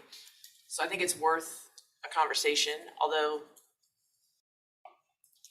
there's gonna be, nothing is ever easy if you're starting to create a different structure. And I think I felt like they were trying to push us. That's why I pushed back and said, you need to show us, provide something to me that I can take back to say what you're really trying to do. I mean, other than just a regional authority, I mean, that's not good enough to really go, because they want to, have 3 months to go, investigate this and research it. It's like, okay, well, I need to know what you think you're going to accomplish in those 3 months. What are we committing to? So there's nothing. That was just the first meeting I've seen, hearing kind of what Gavin and Rick Romero are kind of putting together. I assume it's at the city's direction, but I don't know. I think Teresa Sanders is part of the group too. She wasn't there. But we did not gain enough information to have any kind of discussion. Well, and I know that Seattle has a similar type organization now, and they're trying to expand it, and they're getting a lot of pushback. We And discussed so- how Seattle's had a lot of problems. A lot of problems They're in their and stuff, so. fourth iteration in Yeah, Seattle of it. Yeah, And then, this last year, that group asked the city and county to double their budget, $95 million, which is that's not gonna happen. And partly we've got the point in time count coming up the end of this month. And Pierce County has actually been working on this for about a year to just see what they could do to come up with a regional authority on homelessness as well. Well, and I think some of the folks that they invited just to have an initial conversation had gone down to Houston. Like you've gone to Houston.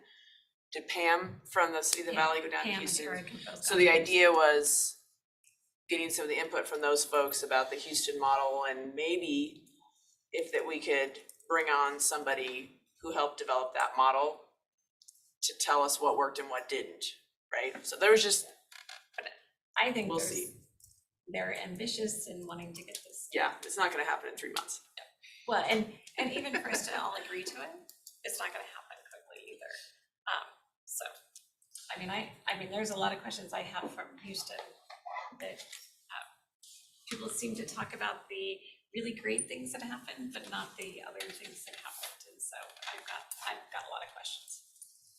So on your trip to Houston, what impressed you and what scared you? It impressed me that they actually did do this authority, you know, and were able to get it out of the community. But what Houston has different is the mayor is a very strong mayor there and really runs the community. So the mayor was able to then talk to the nonprofits and basically say, if you want funding, I need you to actually come along with me on this. The other thing is they're really working on the encampments in Houston. And they don't allow for homeless people to be in their streets anymore. I mean, they're really pushing them. And then the last piece was, you know, for me, was that because of the housing crisis that is happening everywhere across the nation, I mean, they're not, you know, at this point in time, they took a pause on, you know, decommissioning the encampments.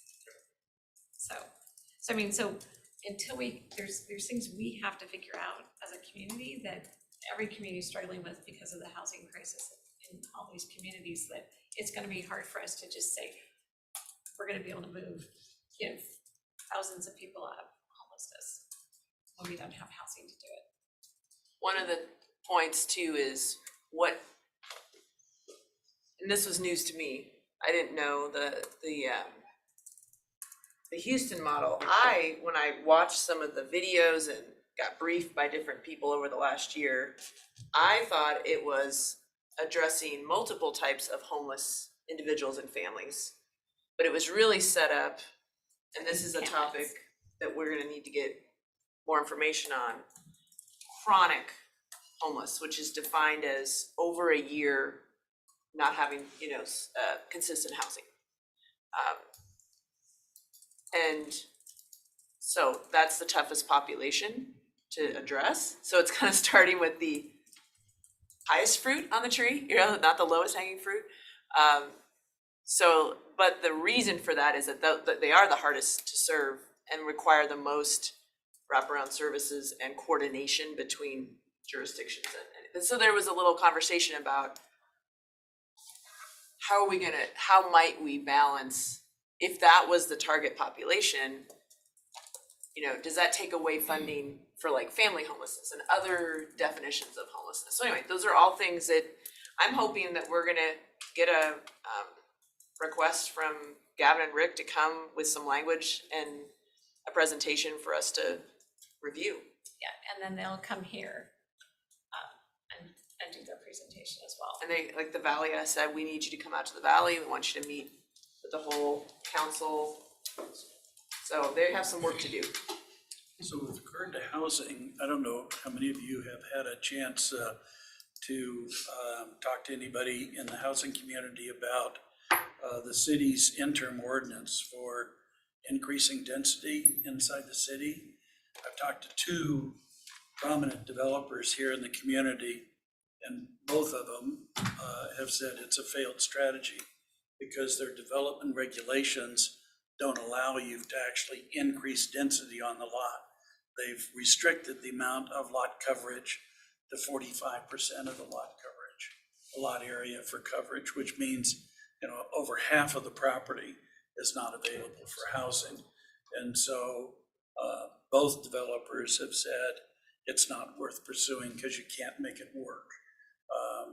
I'm putting together a package to try and review with the city to test that myself on some residential property to find out, do these regulations, I mean, the spirit of it says, yes, we can increase density. The reality is the regulations they put around it, you can't build anything and stuff. So I mention that only because we'll have a conversation probably tomorrow about housing, and you'll probably hear, well, we got this great program that's, you know, gonna increase density. No, it won't, because your development regulations don't allow you to put any more building on the property. So I just thought I'd give you kind of a little bit about, and the two developers are George Paris and Jim Frank.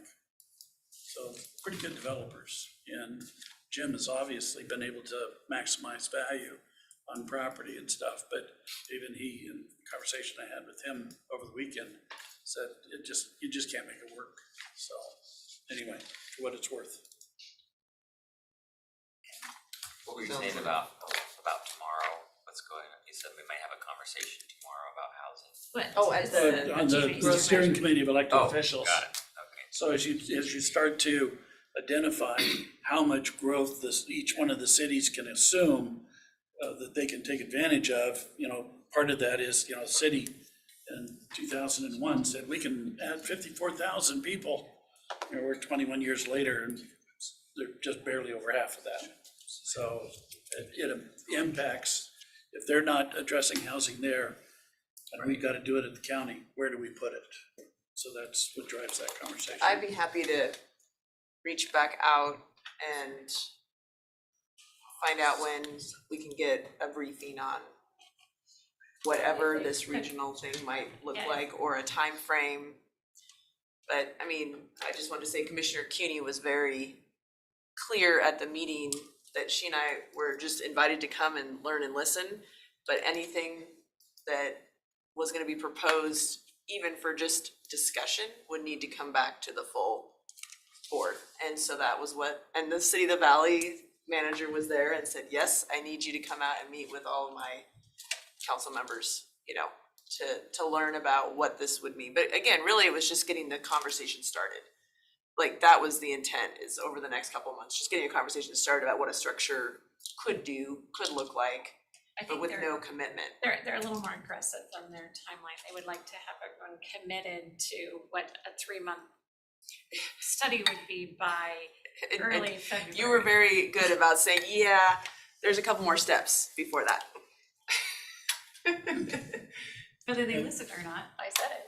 But I like the energy that folks are talking and not fighting, and hopefully we can like look at a structure and what that would mean for Spokane County, because we know we have chronic homeless issues and we need to resolve them. So we need to work together on that. So we have several items for executive session that we do not have an executive session listed on our agenda for this afternoon. So we do need to go into executive session to discuss. Mark? We continue the meeting?